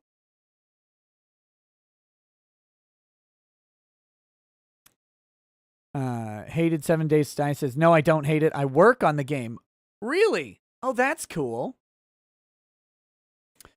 Some guy says, source on the DOJ retracting their bomb threat accusations. No, the capture and kill accusation is what I was talking about, the DOJ retracting.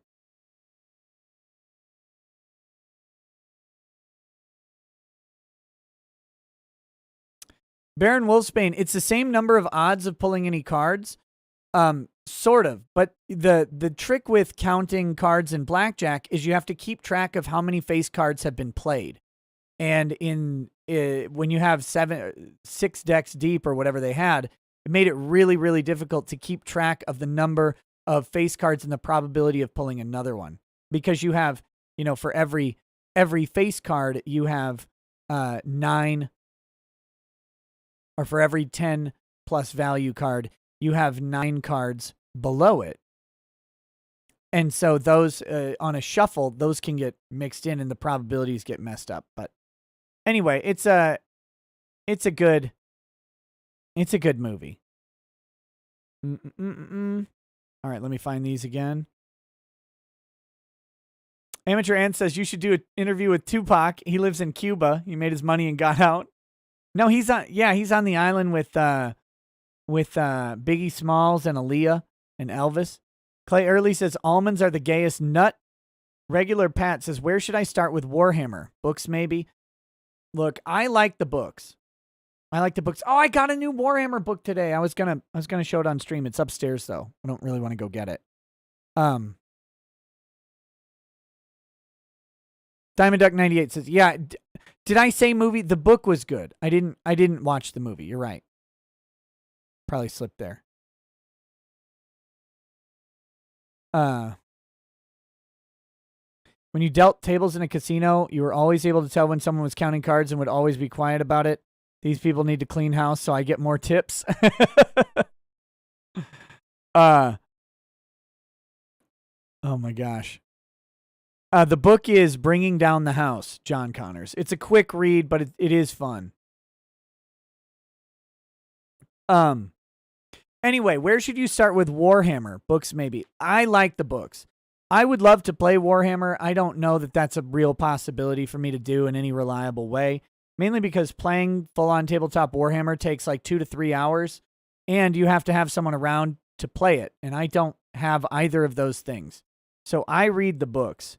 A great place to start on the books, in my opinion, is at Horus Rising, the first book of the Horus Heresy series. That is a phenomenal series of books, really exciting, and they get you into the universe pretty well. If you don't want to do that, Xenos, the first Eisenhorn book, is great. It is really a quality book, and again, it exposes you to a lot of different parts of Warhammer very quickly. And then my final other recommendation would be the Ultramarines Omnibus or the Space Wolves Omnibus. Either one of those would be good.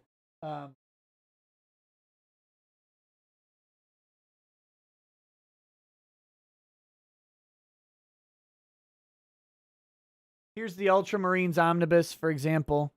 You can tell I've read through this one. It's a good place to get started in these books. It's the tale of Uriel Ventress and his homeboy Pausanias, and they have some wild adventures, and you get to just explore a lot of different aspects of Warhammer 40K. So, those are the ones that I prefer. The reason I don't Space Wolves, some people like them more than Ultramarines. I think this particular omnibus, Uriel Ventress, is more interesting than the Ragnar books to me. I like him better than Ragnar. Like I don't particularly like Space Wolves. I think they get a little cliche to me, but I would not begrudge someone who likes Space Wolves over Ultramarines generally. But I will say that in my perspective, Uriel Ventress makes a more interesting character than any of the Space Wolf books.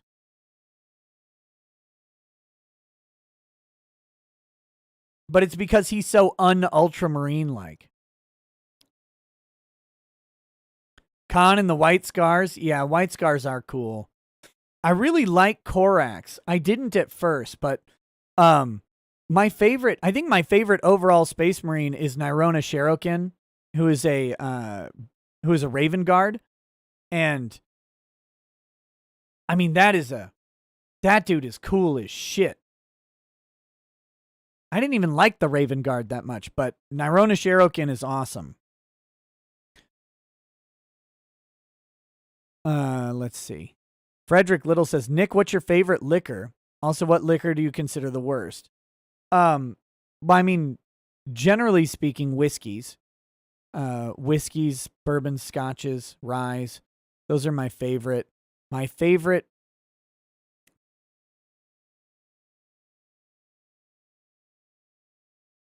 favorite go-to liquor is still Lagavulin 16. Like, if I wanted something that I could just have around, it is kind of expensive, but it's like $90 a bottle, which is not cheap by any means, but it's also not the most expensive. It's a good, solid, have it around forever. But my favorite, like, Well, that 12-year peg leg porker is also really good, but that's so hard to get for me because I'm not in Tennessee. So I'm going to stick with the Lagavulin 16. My favorite, I mean, this Kentucky Owl is a contender for my favorite whiskey of all time. There's just something about how it tastes and what it does. It's really good. Also, the 25-year Dalwhinnie that I had is really fantastic. That was a $550 bottle of whiskey, though, so that's not something that you can just drink every day. So yeah, I think right now that Lagavulin 16 for everyday stuff, or Lagavulin 12, whew, and then this Kentucky Owl is probably my like high class stuff.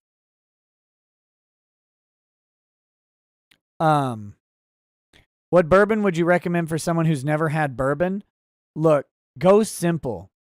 If you've never had bourbon, get a good, simple, staple bourbon. Bullet bourbon it's cheap. It's good. Basil Hayden's, again, cheap and good. Don't go with Maker's Mark. Don't do that to yourself. You deserve better than Maker's Mark. But Bullet and Basil Hayden's are great entry level, like not expensive bourbons that get the job done really well. Buffalo Trace, I guess I would prefer Bullet to Buffalo Trace. Bourbon isn't fancy whiskey. Bourbon is whiskey with over 51% of its mash being made out of corn. It has a specific requirement. Jim Beam. There was a really good review of Jim Beam on the whiskey. What is it? I don't remember. One of the whiskey channels that I occasionally watch. They did a good review of Jim Beam and how it's just a good, solid, like neutral whiskey that's really easy to drink. But yeah. No, seriously though, Basil Hayden's is good. Bullet Bourbon is good. Those are good entry-level bourbons. They're not going to break your bank, and they taste solid. They're balanced. They're nice. Why am I dressed up like Christian Grey today? Well, because I've been in my red room. Have I drank Wild Turkey? Yeah, plenty of times.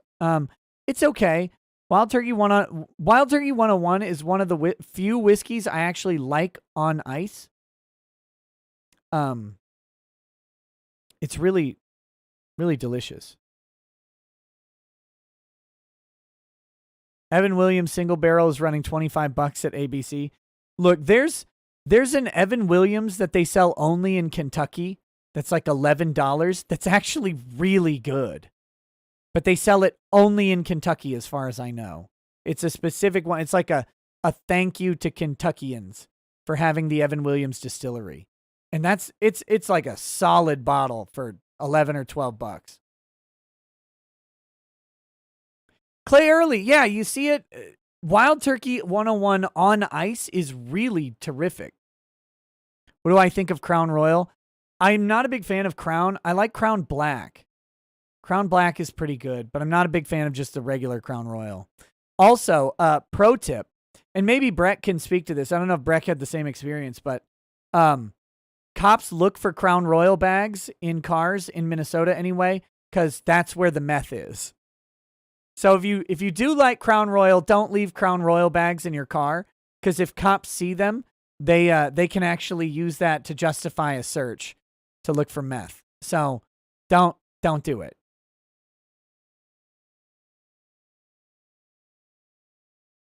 Dustman Narak J. Ever think of leaving Minnesota? Every day, buddy. Every day. It's just probably not going to happen.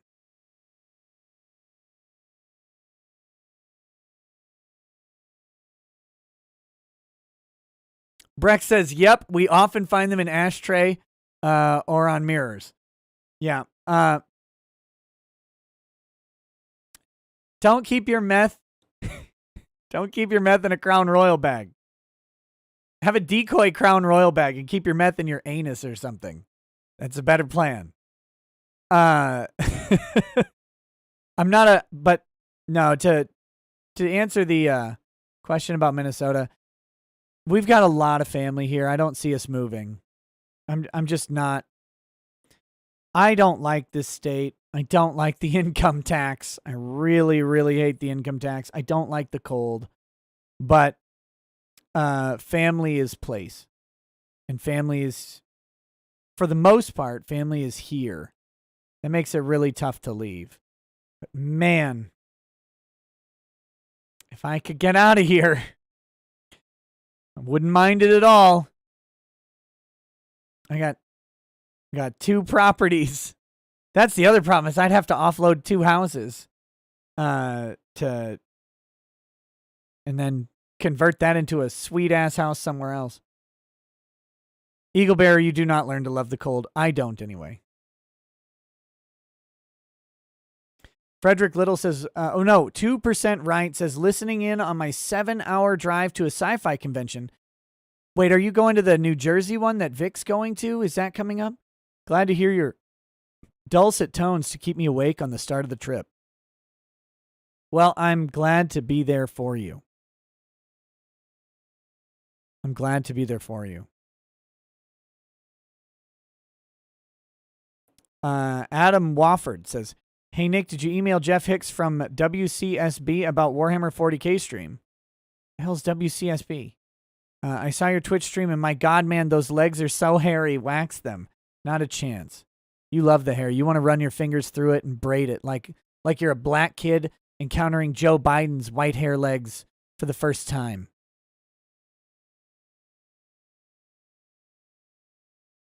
Why did I not sell the other house? We had some friends come on hard times, and we figure rather than selling the house, since it'll just kind of, I mean, it's kind of like a bank account.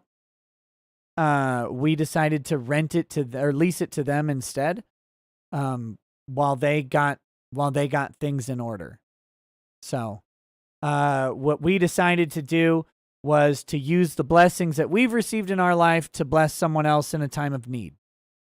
And that is something, not to get sentimental here, but that's something that was heavily instilled by both sets of my grandparents and my parents growing up. Is that the stuff that we get in this life, the fortunes, the benefits, the good times and the good things, they're not ours. We may work hard, we may earn them in many respects, but there's a lot of people who work hard. There's a lot of people who work really hard and do really great things, and they never hit off, right? Like I talked about this about YouTube in one of my stupid community posts. That was the algorithm community post. Is there's millions of people making great stuff on YouTube that'll never be seen by a big audience because of how YouTube's distribution algorithm works. It doesn't mean that their stuff is bad. It just means that they can't get anybody to watch it. Getting a damn eye on a video it's luck of the draw or sacrificing a child to Slanesh or whatever to get it to happen. So that's true in life in a lot of ways. So I'm a religious man. I'm a Christian, and I chalk that up to God in a lot of ways. And you don't have to agree with that. That's okay. You can call it luck or karma or whatever you want. That's fine. I'm not here to mess with worldviews or anything. For me, I have looked back on my entire life and all of the bad times. And this is an important thing I learned in my 30s.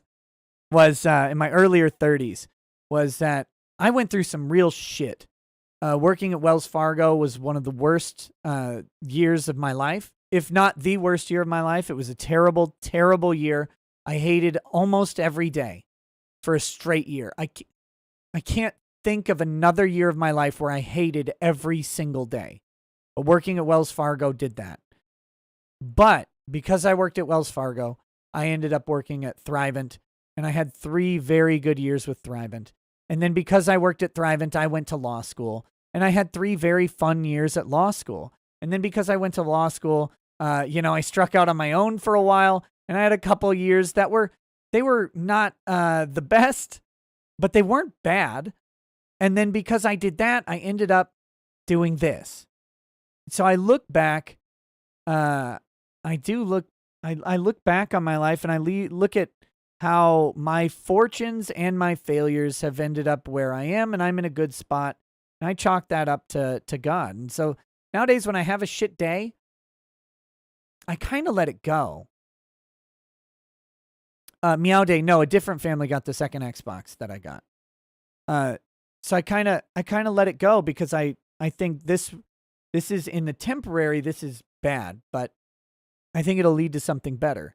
And that's probably where my election perspective comes in and why I disagree with some people on like the direness of the election. And I might be wrong. Like, I'm not saying I'm right on it, but that's where that perspective comes from. So, anyway, to make a very long story short, our blessings they're not entirely the product of our own design. And because of that, I don't regard them as entirely mine. And when someone comes into my life, and I am able to do something beneficial to them, I try to do that.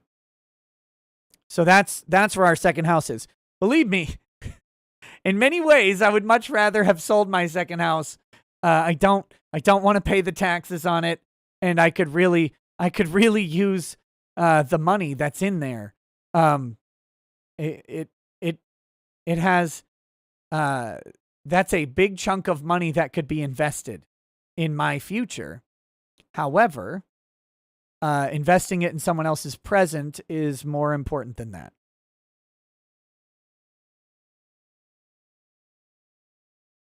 Angry Baneling, I could sell it now, but it would throw them out of it.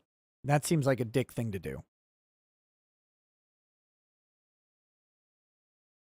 But no, when they're fully back on their feet and able to do their own thing, then I will sell the house. C. Goody says no family in Texas anymore. You don't have family in Texas? I have family in Texas still. I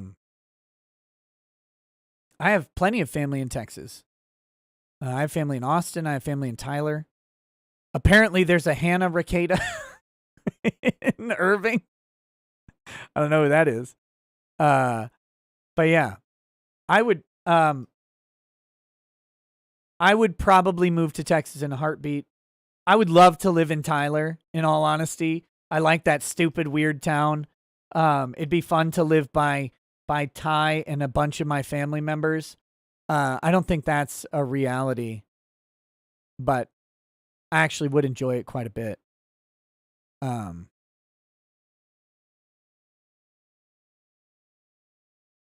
Hannah is dating Sancho. Look, well, I'm going to pop a cap in Sancho and slap her down.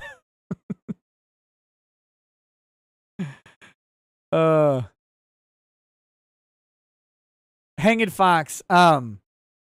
I can, but the rental agreement I have with that family, no buyer would want to adhere to that rental agreement. They would not find that favorable.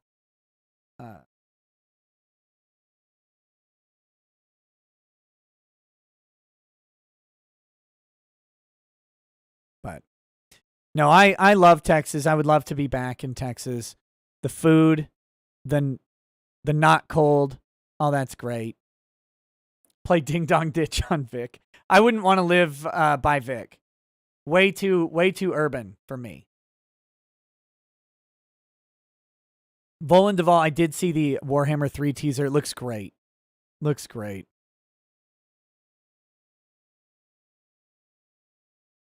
Dustman, yes, I've seen Orgasmo. Also a funny movie. I wish the Trey Parker and Matt Stone movies were on Amazon Prime, but they're not.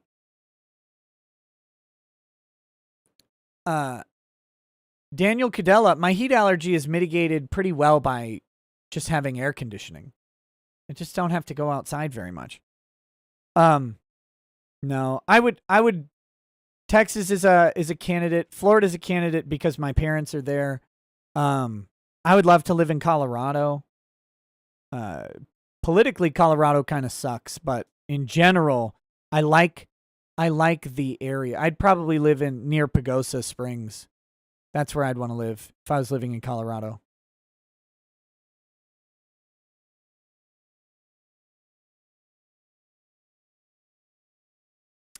Okay. Bad Vibe says, Nick, I have given you thousands this year.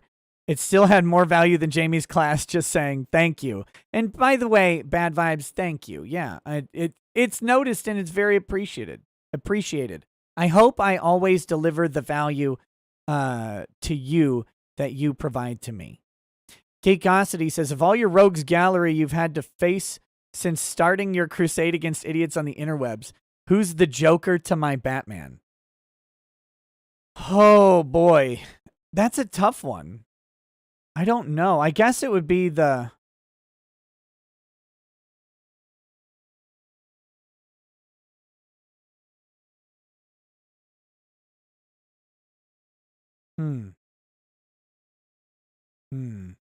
What was that?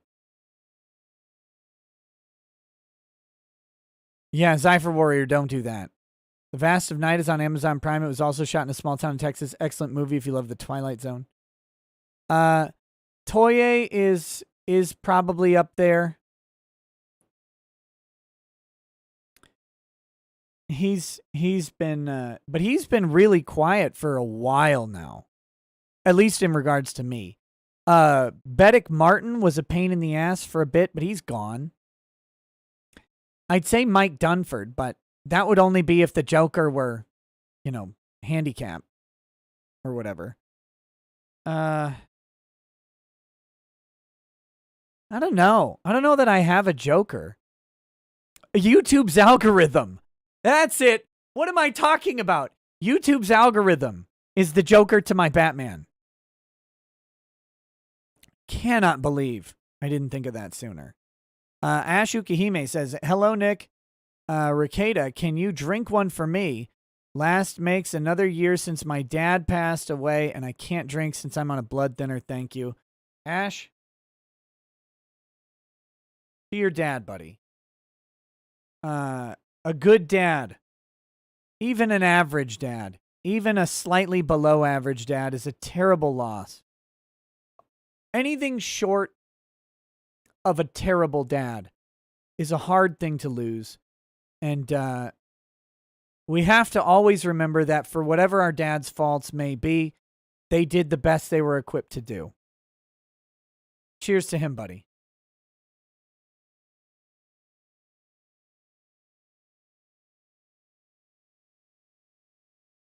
See, Goody, Shane would almost be up there, but he was such a flash in the pan. And then he was gone. He's completely, he was a one-off. He was a side story character. All right. Layman Russ says, do you own a sword? I have Guns and Swords, piece by 2. I don't have a sword. I have a bayonet, an old, 1917 bayonet. I would like to own some swords, but I want them to be good, and it's hard to find an actual good one around. I like swords a lot, but no. Bad Vibe says, Nick, single deck blackjack, great odds. Yes. Yes. Bad Dragonite. Eagle owns swords raffle. You mean knives. But money can't buy knives. No, so I've decided on the knife raffle, I'm going to do one of two things. I know the raffle on the knives got really problematic when the case was lost and went to appeal, because the idea was to fund the GoFundMe with whatever happened with the knives. So the raffle or auction or whatever we ended up doing. But that got really weird to do the GoFundMe for that when the case is on appeal. I wasn't comfortable with doing that. So I've resolved to either do the knives. If the appeals come back negative and Vic's case is over, then what I'll do is I'll raffle the knives off or auction them off, and then we'll do a big donation to Vic's Twitch stream. And maybe that's what we do anyway. I think that'd be fun, right? Like right in the middle of one of his live streams, just drop a big ass donation on it. That'd be cool. That might be fun. Otherwise, if the appeals come back, you know, then it'd be used to pump the GoFundMe in some way. But one of those options. Bit donations is turned off on Twitch. Well, maybe he's got a Streamlabs or something. No, I wouldn't want to do it through. I don't want to give Twitch 50% of the donation. Let me make that clear. I don't want to do that. But even if it means going on to Vic's show, like, you know, sneaking on to the call-in or something and saying, hey, Vic, by the way, the fans really like you. Here's this thing to help in your endeavor or whatever. Whatever. I'm on Twitch. I'm going to work it out appropriately. It's not going to be in bits to Twitch. I'm not crazy. I'm not going to give Twitch a big chunk of the money. So we'll figure out how to do it the best way. But it would be a surprise for Vic. That would be the idea. JP Weiser's Rye Triple Barrel. I've never seen it around here, so that's tough. Okay. Let's see. Bad Dragonite says, just like gambling, the house rigs the game. Carthage Films says, hi, Nick. Here's a solution for your camera problem.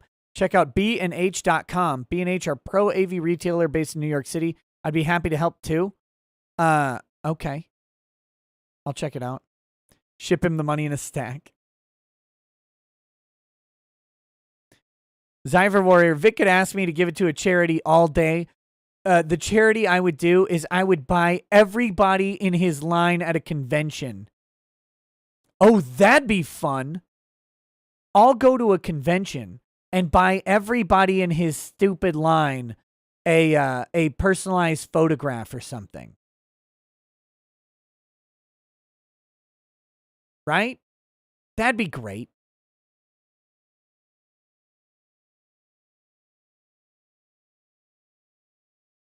And I'll say, hey, Vic, this is from the fans. From the fans, not for the fans. And then do that. And I'll record it or something. And then people can see, you know, his reaction. Because he'll probably cry.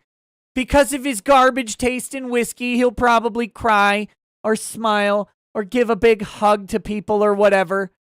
Done. We'll figure it out.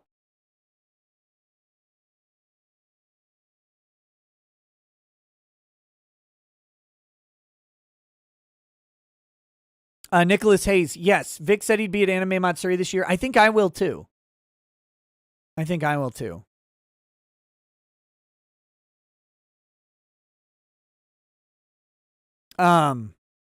Eagle Lone, happy tears are still tears. Stop crying. Robert Levito says, so when are you transitioning to being a VTuber? Got to get on that mega grift. Oh, Oni-chan. Oh, God. Karanu says, did you talk about Ralph's court hearing from today yet? No, I haven't heard anything about it. What happened? What happened with Ralph's court hearing today? Does anybody know? Like, I know it's very popular on the Kiwi farms to say that,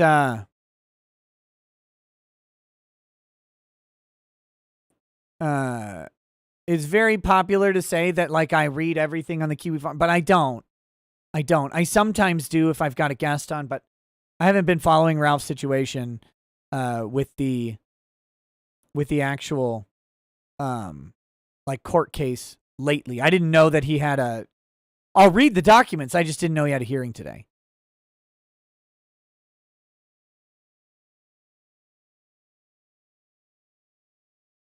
An insider on the internet says, hey, Nick, I was wondering if I emailed you if you could help me set up a GoFundMe. Water heater in my place died, and with current events, it's not exactly a fun we have. I mean, I could give you some pointers and ideas, but I don't know that it would be overly beneficial to do it. I mean, I can I can tell you what I know, but ultimately, if you're just a person on the internet doing a GoFundMe, you got to target someone. Usually, have to target someone with the GoFundMe. So, like, if you have a church community or something like that, a GoFundMe can be a nice place for them to help out a work community. But if you're just you, that's a tough proposition. I'm not going to be able to give you much special insight on that. Let's see. Bad Vibe says, no, Elvis went home. Ask K, MIB. Big Red Bear says, playing tabletop Warhammer doesn't take 2 to 3 hours unless you're playing it wrong. It should take 1.5 to 2 hours. And if you play 1,000 points, even less.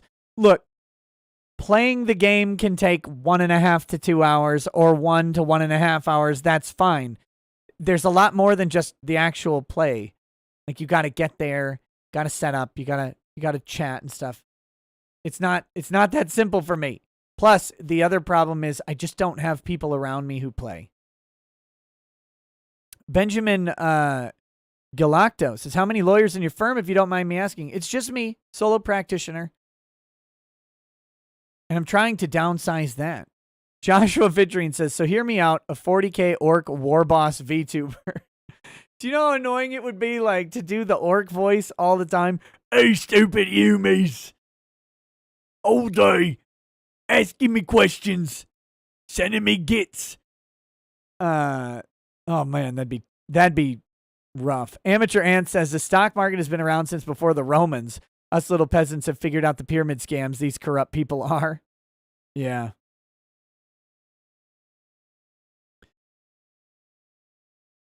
CJ says, yeah, we know you like the bullet. Heal me. DOG Beer says, what whiskey do you recommend if cost doesn't matter? Also, could you please show the Sean Schemmel rant? I don't. The Schemmel rant that I have is, where is that?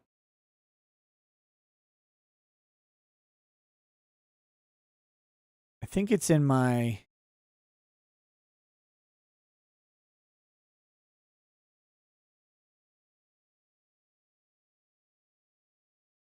I think it's in my Twitter DMs. The Schemmel rant, I don't know how long it is.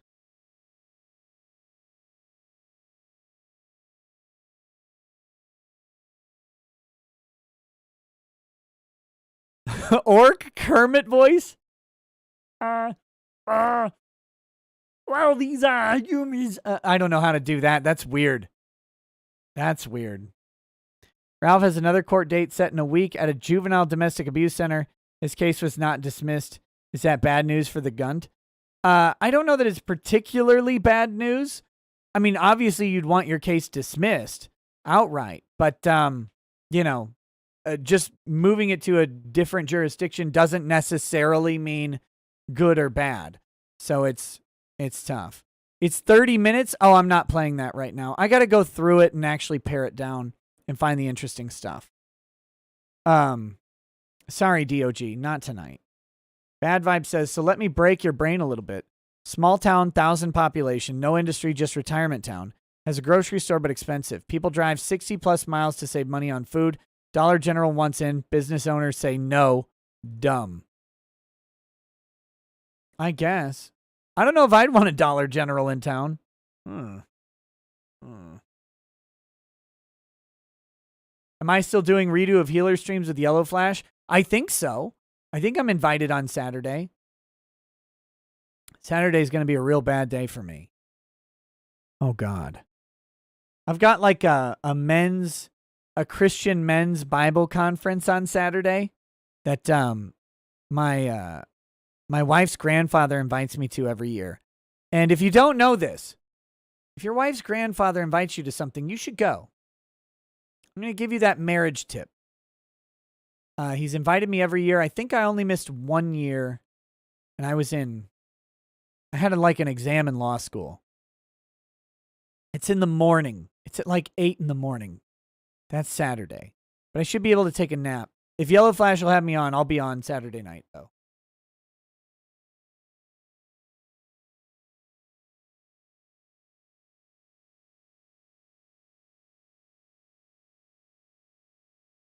That's a Angry Baneling. The past couple years, man, that has been a tough morning. Because I stream until 5, and that conference starts at 8:30. Woo! No different this year. It's going to be tough. Socialism is for Fig says, how would you feel about Trump trying to win a House seat in 2022 and then get Speaker, then impeach Biden and Kamala, then it goes through on Biden all the way? He would be VP. Epic 4D chess. That'd be pretty funny. I don't think Trump is super interested in holding public office anymore. Andrew Wild, yeah, no regrets. I'll be at the No Regrets conference at my local church. I actually think it's a pretty good conference. There's usually some interesting speakers, and they have some good one thing about the recent trend in conservative evangelical Christian men is there's a big focus on being men in these churches. And that's something that can't be understated. It's a big focus on being a fucking man as opposed to being a beta bitch. That probably doesn't jive with the Christian theme of the show, but that's what it is. It's very much focused on it, and it's something I think is important, and it's at least being done in these conservative Christian churches. I actually like the No Regrets conference. I don't agree with everything that the guys say about religion, because I'm a jackass about religion, and faith and stuff like that. It's not that I think that they're not valuable. It's just I just tend to find little nitpicky disagreements, and that's something I have to curb in myself, because I do that all the time. I go, oh, I disagree with this thing, and then I discount what the other person is saying entirely. And that's a personal thing that I work through when I listen to people talk.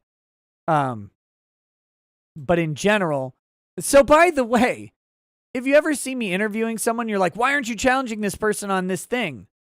A lot of times it's because of that. It's because I have a tendency to listen to something, hear something that I can nitpick, and this is part of my argumentative nature, is to hear something I can nitpick and destroy, and then discounting the rest of what they're saying, and that's not profitable or healthy for me from an intellectual standpoint. So for me, it's better to push that immediate reaction aside and say, stop doing that and listen to what the person says. So if you ever see me on an interview and you're like, why aren't you challenging them on this?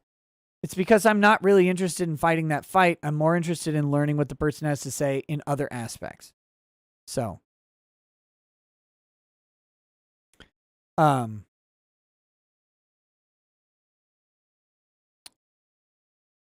Breck, yes, I have seen the Louis XIII cognac rare cask going for $22,000 a bottle.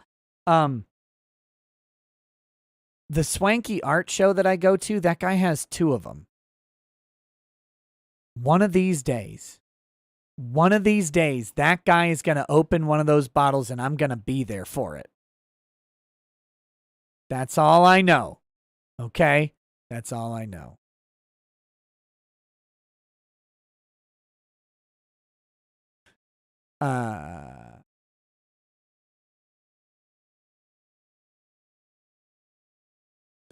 Robert Levito says, consider Tabletop Simulator. I'm sure they have Warhammer mods on Steam. They do. Then you can play with Az. I have Tabletop Simulator. I tried to play Kill Team with it once, but the person I was going to play it with, I don't think recognized that the Kill Team rules were different than the regular rules, and so we had a just damn bitch of a time trying to get that running, and it didn't work out. Tabletop Simulator does seem cool, but again, it's about having the time to do it. You know a bartender who stole a bottle of Louis XIII on his last day? Mr. Disaster, so that's why you do it, huh? No. Actually, that art event is one of my favorite things to go to every year. And I like buying art at it. It is 3 days. 3 days of excellent food and good company. I'm hoping to bring one of the other attendees on the show at some time. He's a great guy, my man D. I I think you guys would really like him. He's a cybersecurity expert. He's really interesting. And someday we're going to make it happen. I also want to bring the bartender that is at that art event on the show sometime to do some mixology. I was going to do it this year, but COVID kind of messed everything up. He's a really, I don't know if he's a good bartender, but he makes some fucking good drinks. He's good stuff. He's also pretty funny. Let's see. Bad Vibe says, words of wisdom. Be liberal with your time and money, but be conservative on who gets it. Yes. Intimidator0108 says, evening, Nick. Shared your video of AOC's little white lie, and a friend apparently said I lost some respect points with him when he realized I was laughing at her and not you when he said you had a few screws loose. Oh, well, shrug. Why? Why? She lied. She lied. She needs to chill out. I want AOC on. Yeah, I would love to have AOC on the show. Wouldn't that be fun? Do you have Ty there at the art sale event to write checks? No. No, Ty's never been. Ty's never been. Dustman says, enjoy your streams with Az. Too bad he's in the wrong time zone. I know it makes things a mess, but I need to do one with him soon.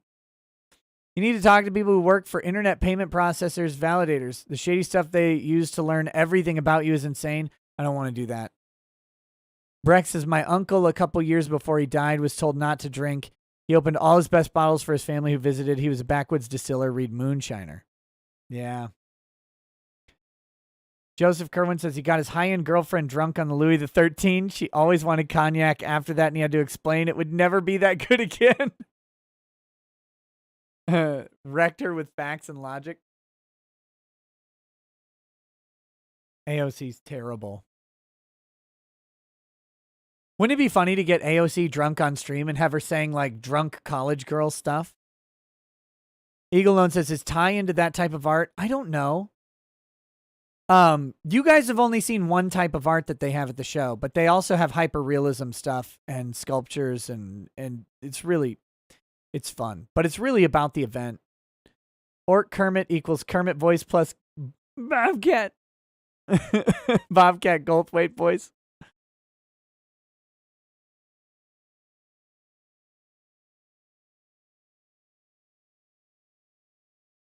Let's see. Krusty says, regarding the VTuber thing, could do a Warhammer 40k Space Marine VTuber. Would be great, not gonna lie. Brother, fetch me an apothecary. Bad Dragonite says, easier to find virtual thigh socks in your size. Also says, apparently Nintendo is redoing their whole online. Well, their online code sucks. Their net code is shit. Mark Benelli, happy morning to Italy, man. None says, oh God, what the fuck is hyperrealism? Is it worse than postmodern? No, it's realistic. It's like photorealism. I called it hyperrealism, but photorealism. DOG Beer says, best whiskey recommendation regardless of price. You know, a Boss Hog's a good bottle. A very good bottle. It's about $4.50. Kentucky Owl. This one, if you can find it, they're $300. They're really good. Scotch, that 25-year Dalwhinnie was fantastic. That was about $5.50 a bottle, but that was 2 years ago. The there's a Highland Park 30-year was fantastic, but it was a little overpriced in my opinion. That was about $7.50. I didn't buy that bottle. I had a shot of it.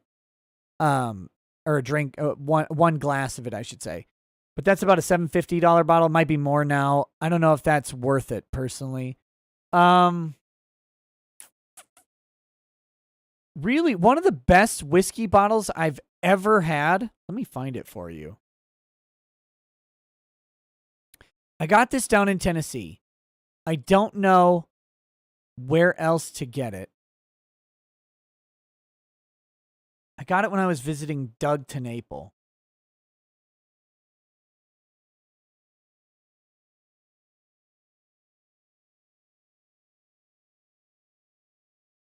Where is it? Here it is. This is one of the best whiskeys I've ever had. I cannot find it in Minnesota, but oh my gosh, this was terrific. And it really wasn't that expensive. This is Wheeler's Raid Bourbon Whiskey, number 3. French oak finish, very limited. This bourbon was beyond good. Beyond good. I think it was about $90 for this bottle.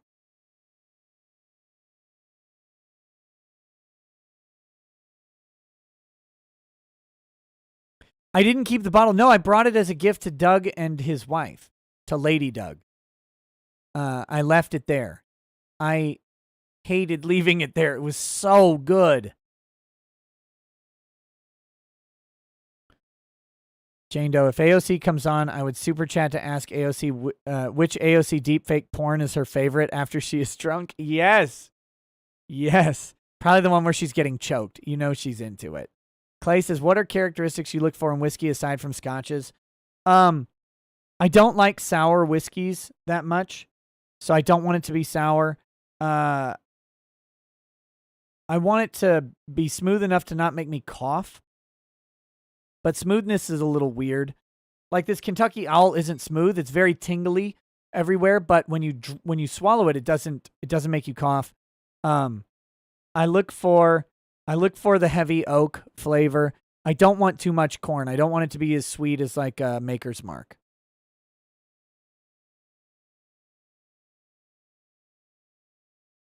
I hope that helps. I'm not very good at talking about whiskey flavors.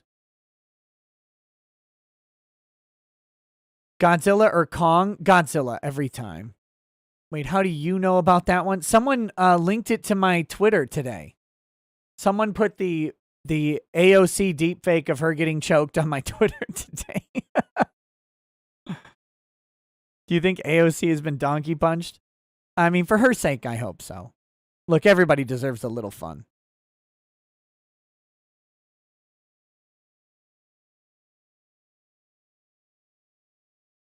It didn't actually get to any of the nude parts of the deepfake, but it was just the opening part where the guy starts choking her. Do you have any favorite cocktails? I mean, if I'm going to drink, not really. If I'm drinking a mixed drink, it's probably vodka and cranberry juice. Tito's vodka and cranberry. Very basic white girly. I do like Moscow Mules. Those are good, but if you want to see good tabletop Warhammer, a guy that likes the lore as much as you, watch Angry Joe. Wait, the Angry Joe show? That guy? Eagle Lone says, why number 3? It's the very limited French oak finish. That's why I bought it. But it's just the good version of it.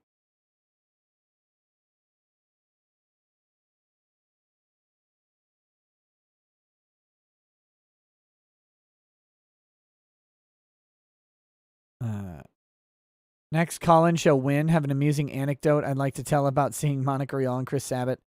I don't know. The call-in shows are a weird mixed bag. Let's see. Bad Vibe says, how many lawyers does it take to get a light bulb changed? This is a legit question. Has there been a case about a rental and a light bulb? I'm sure there has. I have no idea. But more lawyers than you would imagine. Bad Vibe says, and I agree in principle on not wanting Dollar General. However, in considering the savings and potential employment, there's more economic benefits for everyone, including the business. The town lost its lumber mill and shrank. Yeah. Little towns are always on the precipice of dying. Cyril Foxy says, place your bets. Would AOC prefer futa with or without balls? Oh, she'd have to have balls on her futa.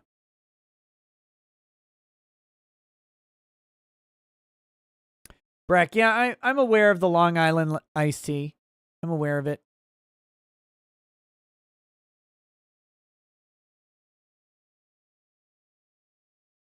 Let's see. AOC says, there I was on the lunar lander. I killed the engines, stepped out, and said, that's one small step for a woman and one giant leap for mankind. I was so scared for my life I was crying. Crusader Saracen says, I'm happy to say that on top of the book I'm writing, me and my best friend have finally decided to knuckle down and are throwing our hat into making video games. We'll take back the culture one battle at a time. Godspeed, Rackets. Godspeed to you. Noble cause. Noble ambition. Night of Hope says, I did that one time and the fucker lost his job and didn't pay me. If anybody is out there thinking about leasing their house to help somebody out, be sure to understand you're proceeding at your own risk. Friends and family will sometimes disappoint you. Well, yeah, anytime you help out someone, you have to consign away what you're helping them out with. You can't expect to be paid back. Like you hope you are, but you can't expect to. Warlord Kamala Harris says, young man, you must understand the government wants you to vote, okay? They're going to tell you to say the future's in your hands. We know the future, so we take your hands. No more hands, no more voting. Spread the word. The Revolutionary Democratic Front is coming. Mark Allen says, hey, Nick, I've been catching up on the archives, and I finally caught a live show. Hey, welcome. Thanks for having Sargon on. My pleasure. Please play this showing how he always thought GG2 was just a joke to shut up the gym cells. Just play a couple minutes. Maybe.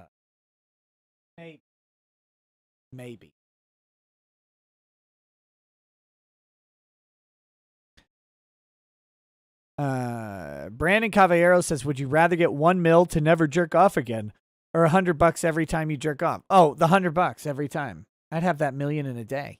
What are you talking about?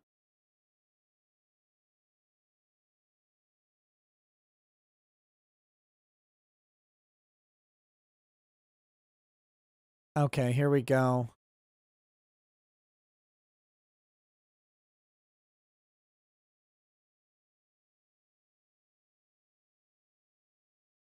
Oh, no.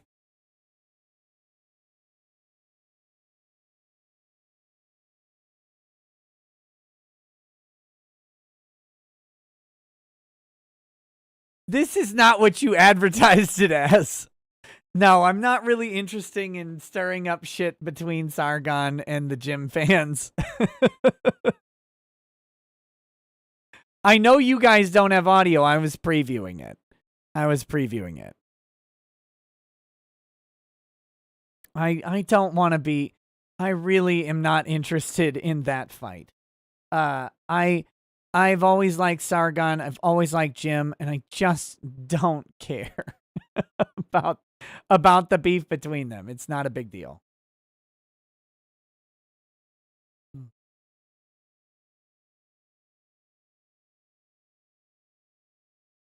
Yeah, here, I'll put the link in chat. You guys can look it up. Here, it's to the timestamp. I just don't really want to play it on the show. So there you go. You guys can listen to it all you want.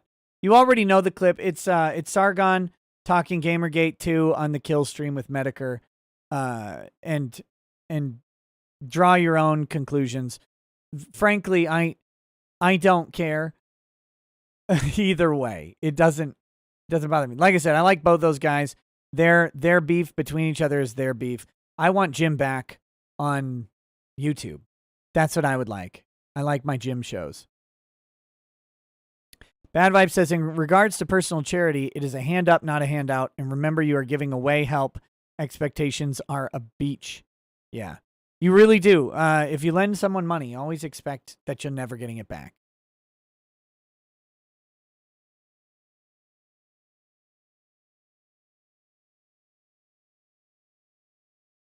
I want Jim back without literal cancer killing him. Yeah, me too. Me too. I would prefer Jim to live as long as possible. I really liked when he was on the show a couple times. Would love to have him on again, but I don't think he's doing anything like that. He probably sounds like that guy from South Park. Maybe I should talk like this.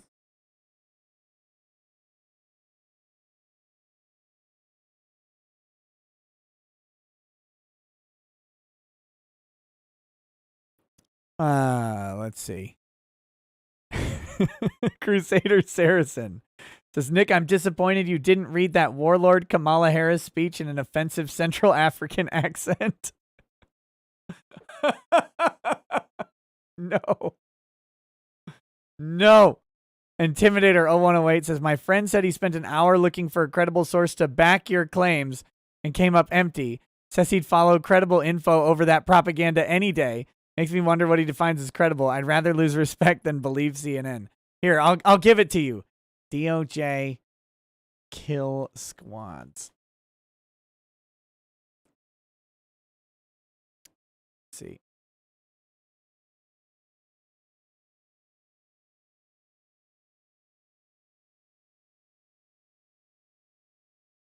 What do we want for the here's Axios.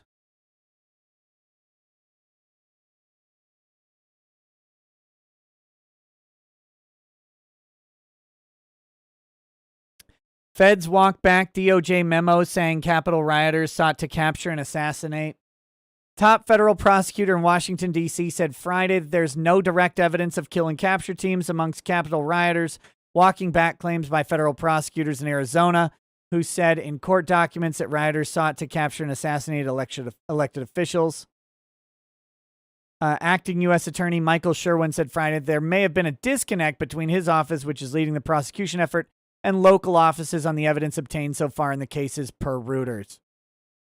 I mean, if he looked for an hour, Axios is not a right-wing source. Here you go. DOJ kill capture teams in Google. And you can get WUSA 9, AOL, Yahoo, MSN. These guys just grab it from a wire. WGRZ, Axios, Global Herald. I mean, it's only pages and pages. People.com, KTLA, Daily Motion has a video about it. Bloomberg Law. Oh, here's the... Yeah, Bloomberg Law even says it in a dramatic account of the siege at Capitol U.S., but they have had no direct evidence of kill capture teams at the riot. DOJ disconnect from Washington Examiner. Like, it's only pages of results, though. Only pages of it. So, you know, I mean, I'm not going to call out your friend too heavily, but your friend didn't look for shit. They don't want to find shit. But you can give them that credible source of going to fucking Google and just typing it in.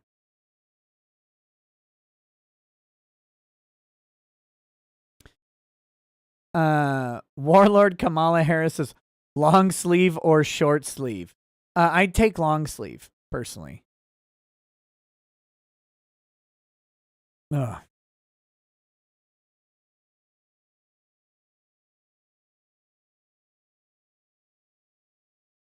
All right, guys. I think we should wrap this up. We're all caught up on chats. It's been wonderful. Thank you so much for hanging out and interacting. We're going to move over to Twitch. Coming to America is 2 hours. And then the second movie is about just under an hour and a half. So I think it's a good thing to get things moving over there as soon as possible.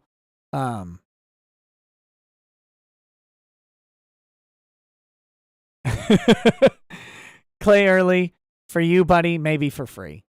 Did I do the Ray lawsuit? I didn't.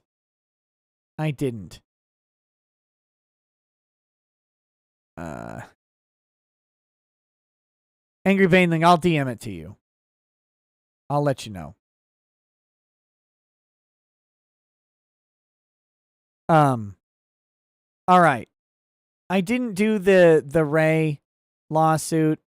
I've got the case number. I'll probably do it a different time. RR Law Group demonetized. Are you hoping you'll be next? Who's RR Law Group?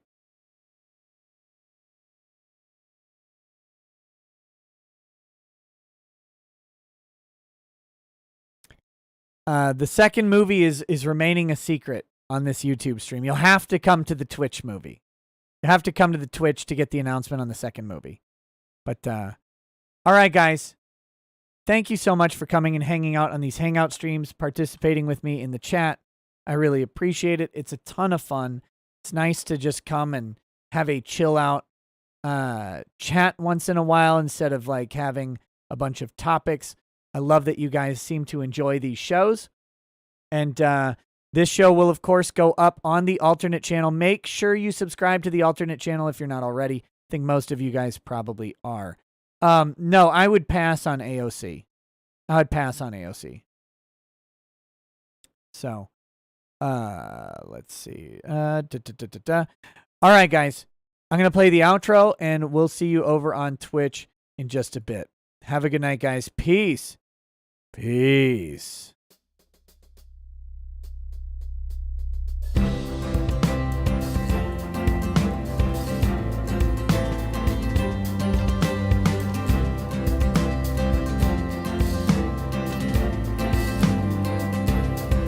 Oh, he drinks a fair bit, but you realize that it just helps get his noggin jogging along. With his glass by his side and his kids asleep tight, we'll hear some law-splaining tonight. With his microphone muted, we'll laugh at this boomer until he explains it's all part of the plan. Watch his face become redder as he becomes meta, raging at idiots from Twitterland. From the white shores of Maine to the hills of Glenlivet, there's no one who explains the law better than Nick. So pour out a glass for the ones who have passed to make the law what we have now.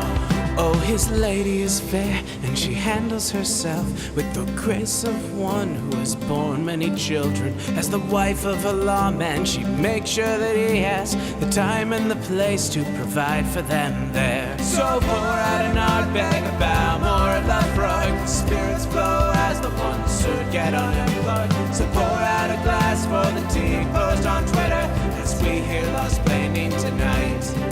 From the white shores of Nam to the hills of Glenlivet, there's no one who explains the law better than Nick. So pour out a glass for the ones who have passed to make the law what we have now.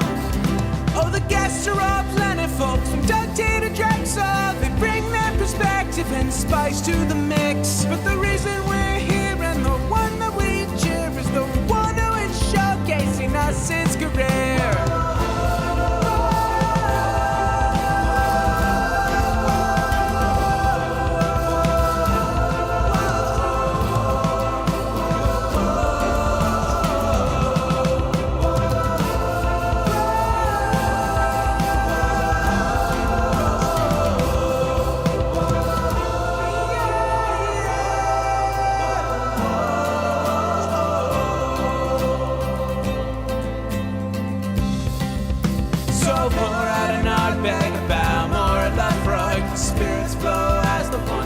Get unemployed. So pour out a glass for the tea post on Twitter as we hear law-splaining tonight. From the white shores of Nam to the hills of Glenlivet, there's no one who explains the law better than Nick. So pour out a glass for the ones who have passed